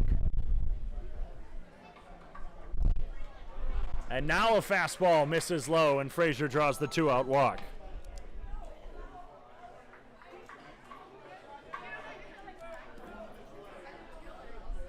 Carter Tibbetts, who pinch hit for Mitch Stroh. It looks like there's activity in the Sunfish bullpen. I can't 100% tell who it is, or maybe they're just also throwing bullpen with 1 inning left. We're not sure if Hess is going to come back. Tibbetts takes a fastball down the middle. Tibbetts struck out swinging. He got the count to full before losing the battle against Gene Aberetti. That was all the way back in the 4th inning. Curveball, driven high, opposite field. That's drifting, but hooking. Wow! That hooked foul quickly, as on the way down, the wind really got a hold of it, and that just cut sharply down and to the right. A well-hit ball, and with no wind, that actually might go down the right field line, get to the wall, and score Frazier from first, but the wind, while it was also kind of helping carry it, it also at the end killed it down and to the right. The 0-2 with 2 outs to Tibbetts. Off the end of the bat to the back chicken wire. I think that's the first time I actually said that. Most of the time I say to the netting, then explain it's chicken wire. But yeah, the wind really starting to pick up again. It's never stopped. But even right as Tibbetts made that contact, it really picked up. Sunfish down by 1 in the bottom of the 6th. Frazier with a sizable lead at first. Curveball misses in the dirt. Good stop by McDowell behind the plate.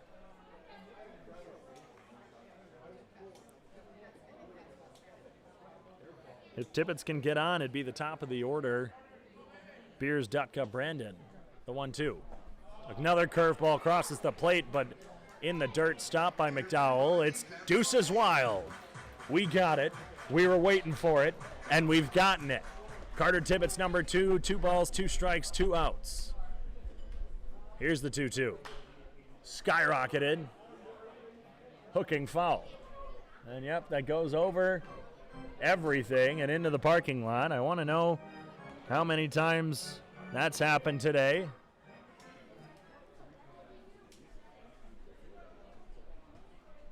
And here's the 2-2 again to Tibbetts. Fastball misses away. It's now full count. The Sunfish fans here at Merchants Park in Carroll, Iowa, giving their cheer as that pitch missed. And now Jackson Harbin throws his payoff pitch. There goes Frazier, and a curveball lost him. Tibbetts draws the 2-out walk, and now both the tying and go-ahead run are on base after back-to-back 2-out walks. And Declan Beers, who has singled in his last 2 times up, steps up with 2 runners on and 2 outs in the bottom of the 6th inning. It was Beers who was caught trying to score in the 5th inning. And if he had stayed on third, there would have been 1 out with the bases loaded for Hoffpower. And Hoffpower would draw the walk to load the bases again. And if he had drawn that walk, then it would be a tie game. You can only speculate so much. And here's Beers. Takes a curveball in the dirt. McDowell's been a brick wall back there. Only a few have gotten by it, and it hasn't really let many runners advance. Wind picking up, blowing sharply out to right. Declan likes to hit it opposite, but if he can pull this one as he takes the fastball away. Beers is one sharp eye at the plate.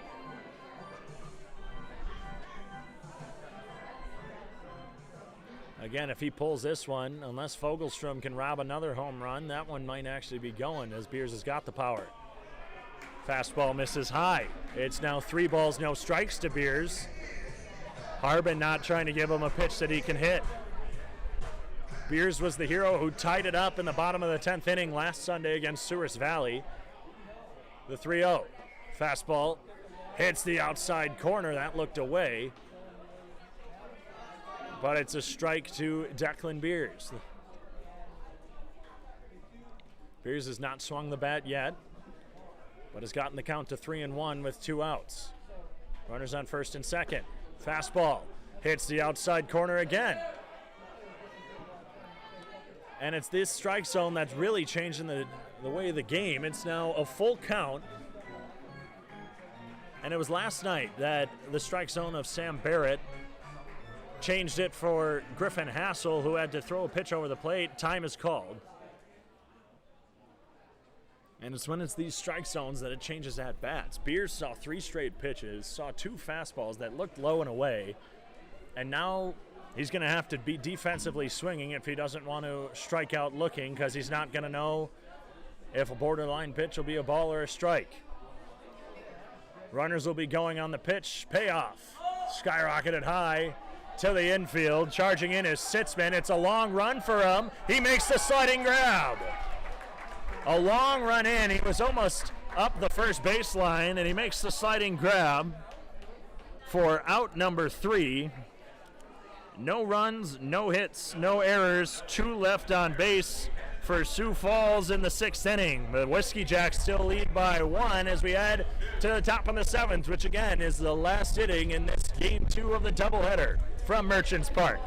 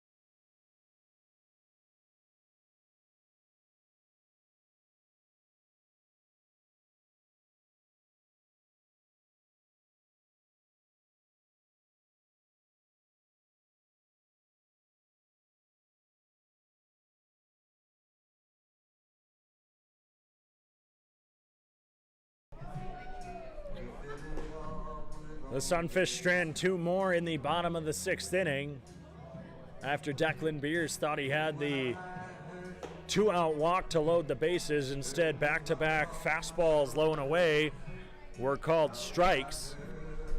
And now it's still a 1-run ball game. Sunfish trail by 1 as it's the 2-3-4 hitters for Wheat City. They won't be facing off against Matt Hess. No, they'll be facing off against Pete Weil. Ethan Sitzman, who struck out, flew out, and singled and scored in today's game, steps up. Pete Weil throws a curveball that misses inside. It's 1 ball, no strikes. Hess went 6 innings of 7-hit, 3-run baseball. Fastball drilled opposite field again on the ground ball from Sitzman to lead it off here in the top of the 7th inning. 3 walks and 6 strikeouts for Hess. And Pete Weil, who's a ground ball pitcher, does his job, gets Sitzman to swing and ground one, but Sitzman grounds one to the left of Jonathan Brandon. That's where the Whiskey Jacks have been hitting it a lot today. Benito Garcia just playing to the right of second base, expecting the steal. Now he's heading back to his position at short. Sitzman quick, so he's not shy to steal. Jelly grounds it to Garcia, takes it himself, fires it to first, a 6-3 double play. Doesn't matter if Sitzman wants to steal, he's heading back to the dugout. And now 2 outs are away here in the top of the 7th inning as Weil, in his 6th appearance, has gone 2 up, 2 down. Pete 0-2 on the season in 5 appearances, 1 start, 4.72 ERA, 13 1/3 innings pitched, 9 strikeouts, 4 walks. As a fastball misses low and away, Pete taps his chest, saying, "That's on me." His last appearance was 2/3 inning of relief in the 9th inning on June 15th against the Trappers. Back-to-back liners to center field on what Pete, being a ground ball pitcher, is a curveball hits at the knees. It's a 1-1 count. I remember after the game I was talking to Walker Bullington, and he was just like, well, put in Pete because he was a ground ball hitter. Here's a ground ball pitcher, fastball just misses away. It's now 2 balls and 1 strike to Jackson Sorensen. And what are the 2 pitches that Weil throws as Sorensen swings through a curveball? It's now 2 balls and 2 strikes. And what are they? Well, 2 Trappers just barrel it up to center field. Curveball misses low. It's now 3 balls and 2 strikes. Would Randolph Engelin please report to the announcer's booth? Randolph Engelin, please report to the announcer's booth. 2 outs, full count to Sorensen. Here's the payoff pitch. Missed him high and inside. Weil lost him. Looked like a changeup. And now with 2 outs, Sorensen reaches, and Owen Viano, who's 0 for 4 today with 2 strikeouts, steps up with 2 outs. It's a 3-2 ball game. Whiskey Jacks lead as a fastball misses inside. I'm trying to figure out where those are missing because, well, those look like better pitches than the one that were called balls to Beers. 1 ball, no strikes from Weil. Another fastball misses inside, and that one was in the exact same spot as the balls called on Beers that were called strikes as well. So I don't know where those are missing, and you can't be changing your strike zone up this late in the game. Fastball fouled high, but going back over the grandstand for strike 1.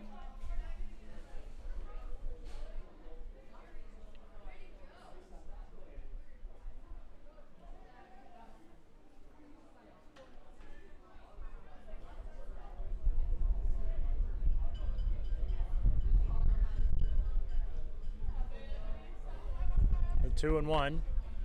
Bounced. Beers keeps it in front of him for ball 3. Curveball missed in the dirt. It's now a 3-1 count. Whiskey Jacks with a runner on first, 2 away. They still lead by 1 here in the final inning of Game 2 of the doubleheader. Weil sets and delivers. Fastball misses inside. He walked him. Back-to-back 2-out walks for Pete Weil. He allowed Sitzman, to ground to the right field for the first base hit of the inning before Jelly grounded into a 6-3 double play. And then with the 2 outs, Jackson Sorensen walked, Owen Viano walked, and now Dean Bittner, who has singled twice today, takes a fastball at the knees.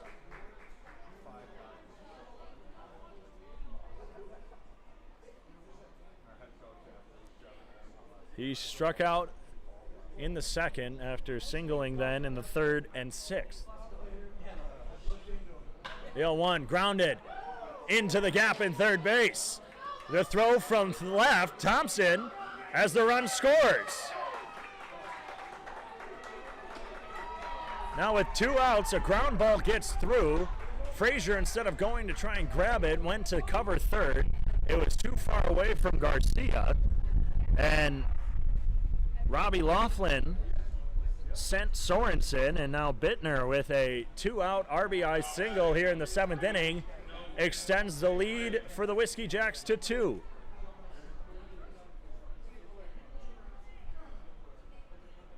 It's a 4-2 ball game now for Noah Lingley, who is 0 for 3 on the day.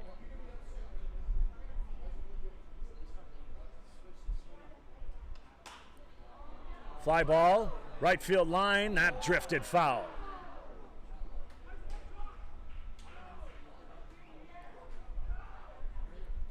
It was off the end of the bat of Lingley, and it was going opposite field, and it looked like it had a chance of just nicking the right field line or even going fair by maybe half an inch. Instead, the wind, I think, picked it up a little bit and hooked it foul. The 0-1 now to Lingley from Pistol Pete Weil. Fastball high and inside, ducking out of the way is Lingley.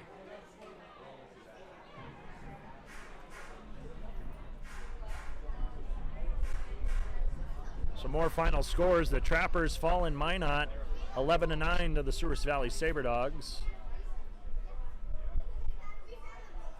And we already knew about the Pioneers and the Big Sticks. Grounder, left side. Frazier gets by him. Garcia picks it up, but no throw is going to be made in E5.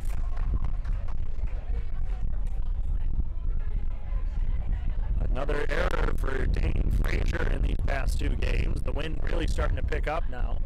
It feels almost like it's blowing from the right side, but according to the flag out in center field, it's blowing from left to right. Now bases loaded for Houston Fogelstrom with 2 outs.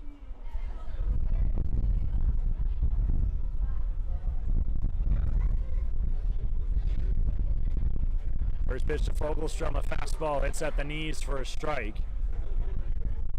And by the knees, I mean more like the shins. Fogelstrom has a rip in the back of his pants. I wonder if he knows that.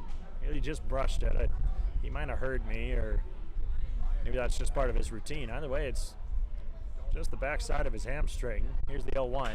Drilled high, deep to right center field. That's carrying. It's at the wall. That's the second home run of the game for Houston Fogelstrom. This time, a grand slam, and the Whiskey Jacks blow this one open in the top of the 7th inning. It's now 8-2 Whiskey Jacks off the grand slam by Fogelstrom.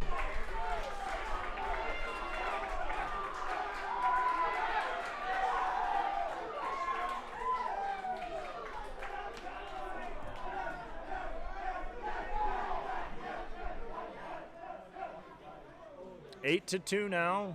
Wheat City blows this one open in the top of the 7th inning. All the runs have crossed with 2 outs. The first man of the inning got on as Cameron Daigle takes a fastball right down the middle.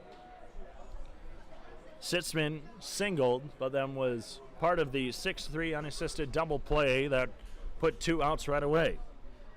It was back-to-back walks and a single that would score Sorensen, and then an E5 off the bat of Lingley would set up the Houston Fogelstrom grand slam. That's his 2nd home run of the game, 3rd of the season. As the pitch misses low, it's 1-1.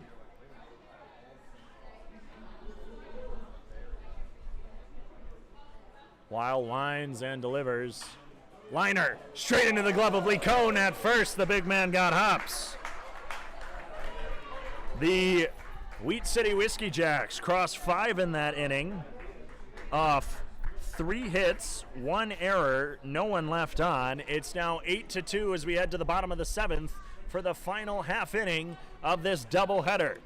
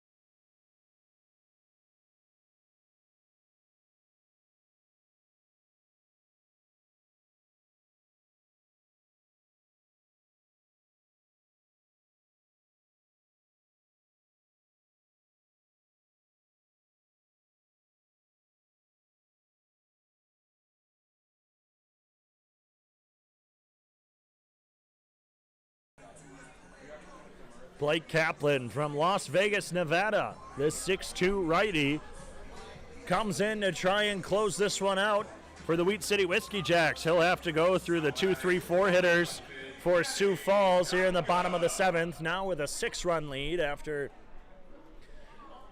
an RBI single and then a grand slam. Time was called but not granted to Kenny Dutka. He takes the ball low and away. He put his hand up, but time was not granted. Kaplan 1-1 on the season, a 7.36 ERA, 6 games, 2 starts. Gets a fastball past McDowell behind the plate off the end of the glove.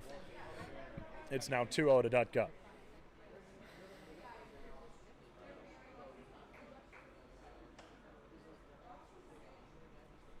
Here's the 2-0 in the dirt. I think I caught a piece of the inner thigh of Sam Barrett. It's now 3 balls and no strikes to Kenny. Kaplan pitched against the Sunfish twice, including a 3-inning win back on the 28th, where he allowed no runs off just 1 hit. Fastball misses high to Dutka, and the first 4 pitches are all balls from Blake Kaplan, and the leadoff man is aboard.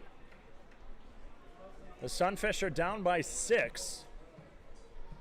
They went into the top of the 7th just down by 1 before an RBI single and a grand slam would then bust this game right open. 5 runs in the top of the 7th inning, and Jonathan Brandon steps up with no outs and a runner on first. It'll take a lot for the Sunfish to chip away at this, and they only have 3 outs to do it here in the bottom of the 7th inning. Brandon takes a fastball inside for ball 1. Time is called. Sitzman from short coming in to talk to his pitcher. Either talking to him, just calming him down, letting him know everything's going to be good, you got this. Or maybe telling him something about what he saw with Dutka at first.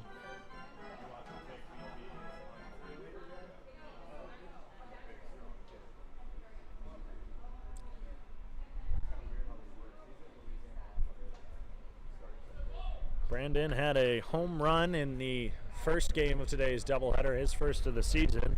Otherwise today, just an RBI single in the fifth. Takes a changeup on the outside corner for strike one. That's the first strike thrown by Kaplan this game. Kaplan checks over at first before setting. And here's the delivery. Fastball low and inside. It's 2-1.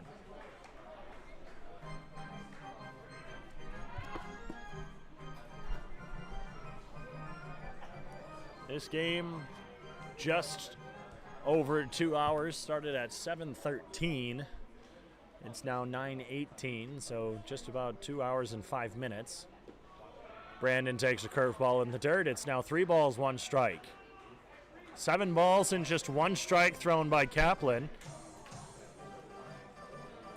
He goes to Embry-Riddle, which is an aeronautics school down in Arizona.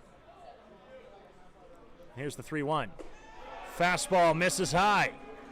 Back-to-back walks from Kaplan.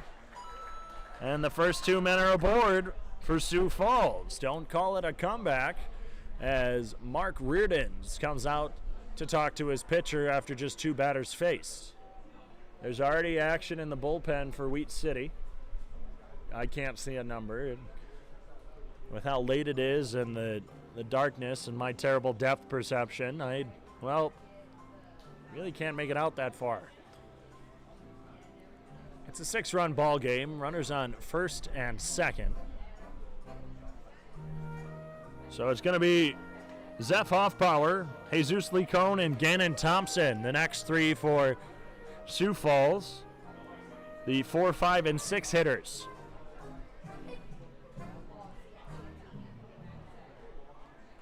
It'll be a long bus ride home if the Sunfish drop this one. It'll be an even longer bus ride home if the Whiskey Jacks somehow blow this. Wheat City heading back to Grand Forks. All the way up in North Dakota, while Sioux Falls just back in South Dakota, just about 3 hours away. First pitch to Hoffpower. He sees a small curve for strike one.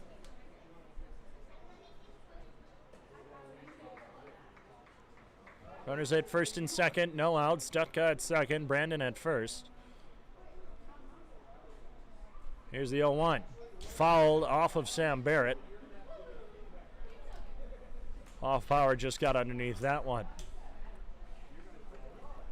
He's been chasing some of the high pitches, which, based on Barrett's strike zone this inning, haven't really been being called strikes. Time is called by McDowell. He's talking to his, I don't know if he was talking to center field or if he was talking to Bittner at second. Patted his arm, and here's the 0-2 from Kaplan to Hoffpower. Curveball misses low.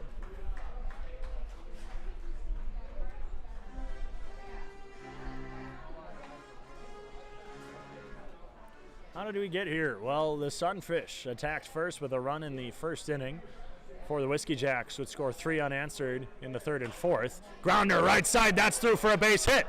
Dutka is not going to test it, as even though Fogelstrom bobbled it, trying to pick it up. Can't be too aggressive when you're down by 6 in the bottom of the 7th inning.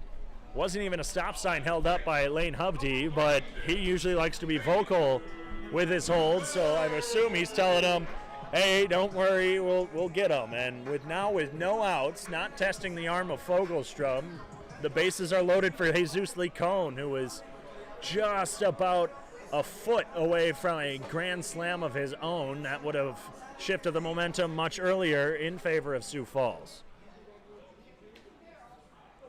So it was a 3-1 ball game after 4. And then the 5th inning, the Sunfish brought it within 2. 6th inning, then scoreless for both teams as Licon takes a curveball in the dirt, blocked by McDowell. It wasn't until the top of the 7th inning when Wheat City really busted it open with a 5-run 7th that made it an 8-2 ball game, and that's how we got where we are. Time is called by Licon. Jesus 0 for 3 with 2 strikeouts and that long fly ball down the right field line. His power goes the opposite way, and the 1-0 is a curveball that hit at the ankles. I'm not even going to sugarcoat it anymore at this point. It's not worth sugarcoating. I don't like that I'm so critical of these umpires. Time is called by Licon. Looks like there's chirping between Licon and McDowell, who's catching. Jesus has a short temper, and he's willing to say things that are on his mind. He doesn't take anything from anyone. And it looks like the bad feelings have simmered down. Here's the 1-1 to Licon. Curveball misses low in the dirt, just into the left-handed batter's box. It's now 2-1 to Licon. No outs, bases loaded here in the bottom of the 7th inning from Merchants Park in Carroll, Iowa, the final game of this 3-game road homestand for the Sunfish. Licon gets drilled in the leg. He's looking down at Kaplan, and Kaplan, who's walking off the mound, I know definitely didn't mean it. McDowell shaking his head as Licon, who's taking his time to get down to first. 1 run will score. Kenny Dutka in from third as Licon is hit for the 5th time this season. Umpire Tristan Jones standing just behind the mound to make sure Licon doesn't come out. Now it's just a 5-run ball game for Gannon Thompson. Thompson just missed a home run of his own his last at-bat. He flew out to right field in that 6th inning. Fogelstrom playing quite deep as a slider misses low and away from Kaplan.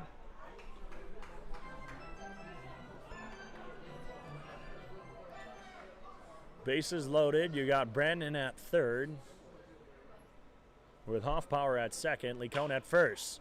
Thompson rolls over one, fielded at third by Lingley, who can just take the 5 unassisted, force out at third. Another run will score off the bat of Thompson. So the 3 unassisted fielder's choice. Runners on second and third, another run across the plate for the Sunfish. And now another run crosses, and it's just a 4-run ball game, but now for Benito Garcia with 1 out. Just has runners on first and second. Broken bat, right side, backhanded by Sorensen, who flips it to Kaplan and gets the out at first base. A 3-run putout advances the runners to second and third off the broken bat by Garcia. It's now going to be Dane Frazier after McDowell now calls time and heads out to the mound.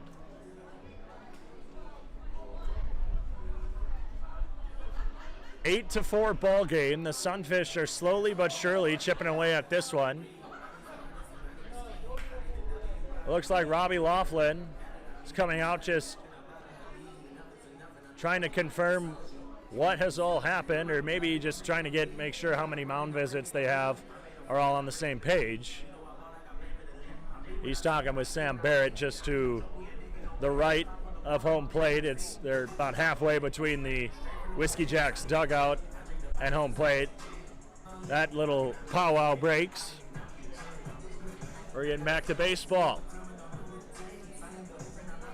If these 2 runs had crossed without the top half of the 7th inning, the Sunfish would have just walked it off 4-3. But it was 5 runs that all crossed with 2 outs in the top of the 7th inning that have put the Whiskey Jacks up ahead. And with 2 outs, Dane Frazier checks his swing on a fastball. Didn't go. It was high.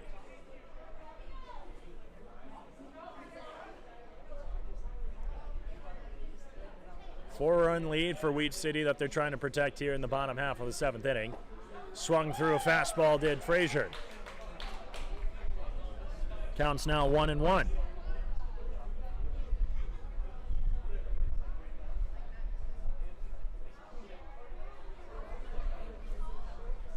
Here's the 1-1 from Kaplan.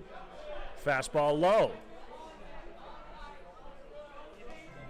Mark Reardons, the pitching coach for Weed City, saying you called that all night, don't change that now. He was on the verge of getting tossed but earlier on in this game. Had a player put a hand on his shoulder to calm him down. The 2-1. Fastball inside. It's now 3 balls and 1 strike to Frazier. The tying run in the on-deck circle in the form of Carter Tibbetts, who hasn't had the long ball since he hit the first run in franchise history in the opening day against Move. And Dane Frazier takes a fastball high and away. With 2 outs, Frazier draws the walk to load the bases, and now the tying run steps up to the plate. Sam Barrett calls time to brush off the dirt that's covering home. And it's Carter Tibbetts, who with 1 swing of the bat could tie the game on his solo home run back against Fremont. He pulled it over the 25-foot molar monster that's down the left field line. He doesn't have to hit it over a 25-footer. A curveball misses and rolls away. The stop sign given from Tibbetts to Licon. Licon, while he has a few stolen bases on the season, wouldn't want to risk it trying to steal home on a ball that didn't roll that far away. 1 ball, no strikes to Tibbetts. Here's a pitch. Fouls that one to the back netting. It's now a 1-1 count.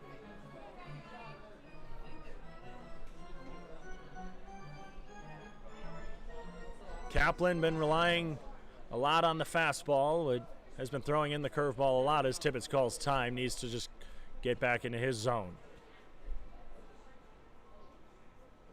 Calls time again. Steps out, just trying to get into the head of Kaplan, who puts his arms out like, what's going on? 2 outs. The 1-1. Tibbetts swings through a fastball. He's down to his last strike. 1 ball, 2 strikes. Bases loaded for Sioux Falls. Tibbetts down to his last one, marks the tying run. Curveball in the dirt. We got Deuces Wild again. Tibbetts number 2, 2 balls, 2 strikes, 2 outs. Bases loaded, down by 4. Kaplan sets. Here's the 2-2. Grounder, high chopper, goes to the Sunfish dugout. A slow roller stops just in front of the dirt in front of the dugout. Wind really starting to pick up again, as it did when Tibbetts almost had his double down the right field line his last at-bat. The 2-2 again to Tibbetts. Curveball, check swing, did he go? No, he didn't. It missed low and away. Reardon's up out of his seat now, saying that's been strikes all game. He's furious as that curveball was low and away. Has been a strike for some of the game. Here's the payoff pitch now. Runners will be going. Fastball misses high. They walked in a run. They were down to the last strike, and Carter Tibbetts takes one right down the middle. Licon scores. Thompson to third. Dane Frazier to second, and Carter Tibbetts, the tying run, now on first. Robbie Laughlin walks out to the mound, and someone just got tossed. Sam Barrett just tossed someone. I'm going to assume it's Mark Reardons, as he's now getting his money's worth. It sure as heck isn't Robbie Laughlin, who's still being allowed to be on the mound. I believe Mark Reardons has been tossed. Eric Hart now coming out, and Reardons is back in the dugout. Kaplan has been pulled after allowing 3 to cross here in the bottom of the 7th inning. Thought he had the strikeout there on Tibbetts. We'll see who comes in after this quick break. The Sunfish still trailed by 3 with the bases loaded, 2 outs in the bottom of the 7th. We'll be back on the Sunfish Radio Network and the Sunfish live stream.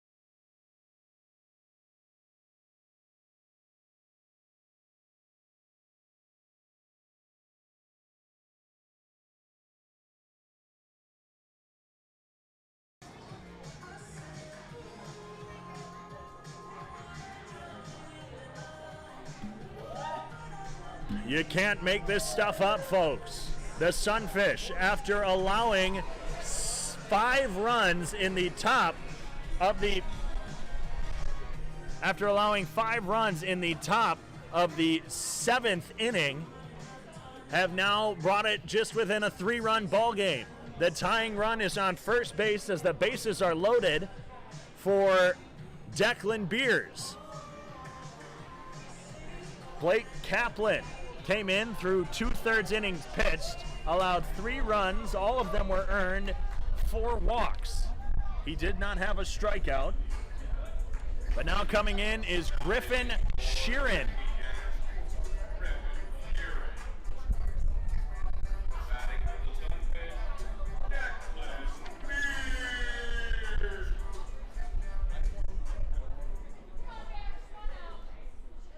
Declan Beers, with the tying run on first, serves as the go-ahead run. Norris McClure, the pinch runner at first for Carter Tibbetts.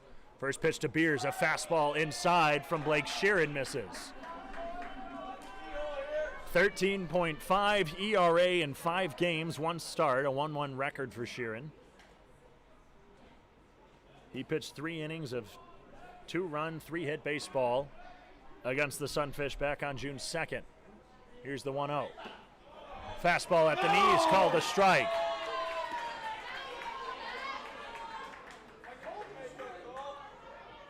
It's a 1-1 count. You can hear cheers from half the side of me, no's from the other. Not even needing to look at the scorebook. You're just coming down to what's in front of you. Declan Beers has a 1-1 count. He takes one and gets away from McDowell. Thompson's coming in to score. All the runners advance. It's now just a 2-run ball game. This is why you might need the scorebook in front of you. Pass ball scores Gannon Thompson. Frazier at third. Norris McClure is at second.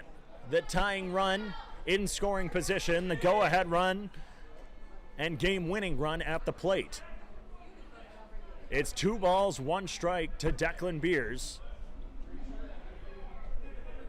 He's tied the game that the Sunfish later won just a week ago today. A curveball hits the zone. Beers looks at it looking. Beers takes a quick look back at Sam Barrett, asking, are you kidding me? Where did that hit? And now 2 balls, 2 strikes.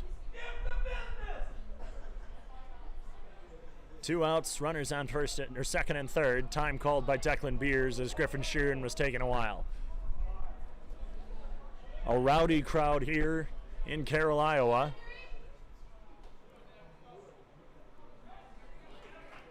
Kenny Dutka, who led off this inning with a walk and later scored, is in the on-deck circle as Declan Beers is on the 2-2 count. Sheeran winds and delivers. Curveball misses low. It's now a full count to Declan Beers. A good eye and a good take by Declan there. It bounced and a good stop by McDowell. 4 runs have crossed for the Sunfish in this inning, 5 in the top of the inning for Wheat City.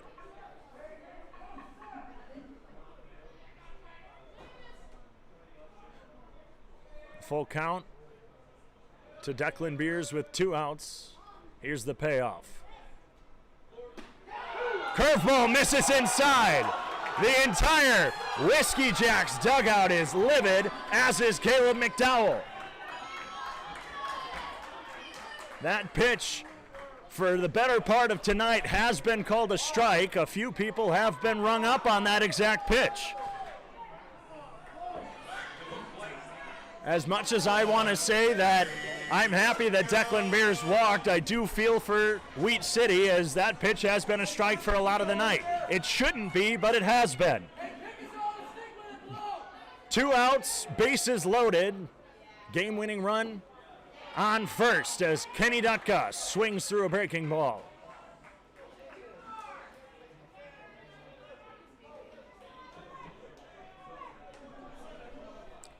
No balls, 1 strike to Dutka, who led off this inning with a walk. Here's the 0-1. Dutka takes a curveball low. It's a lefty-righty matchup. Dutka the lefty, Sheeran the righty. If this game goes any longer, I believe there might be a brawl on the field. Whoever wins this, the losing team, will get a little rowdy. The 1-1. Misses low, a fastball. The tying run on second. The game-winning run on first. Dutka ahead 2 balls, 1 strike. It's the bottom of the 7th inning, 8-6 ball game in favor of Wheat City. The Sunfish have already crossed 4. Here's the 2-1. Dutka swings through a fastball. It's now 2-2.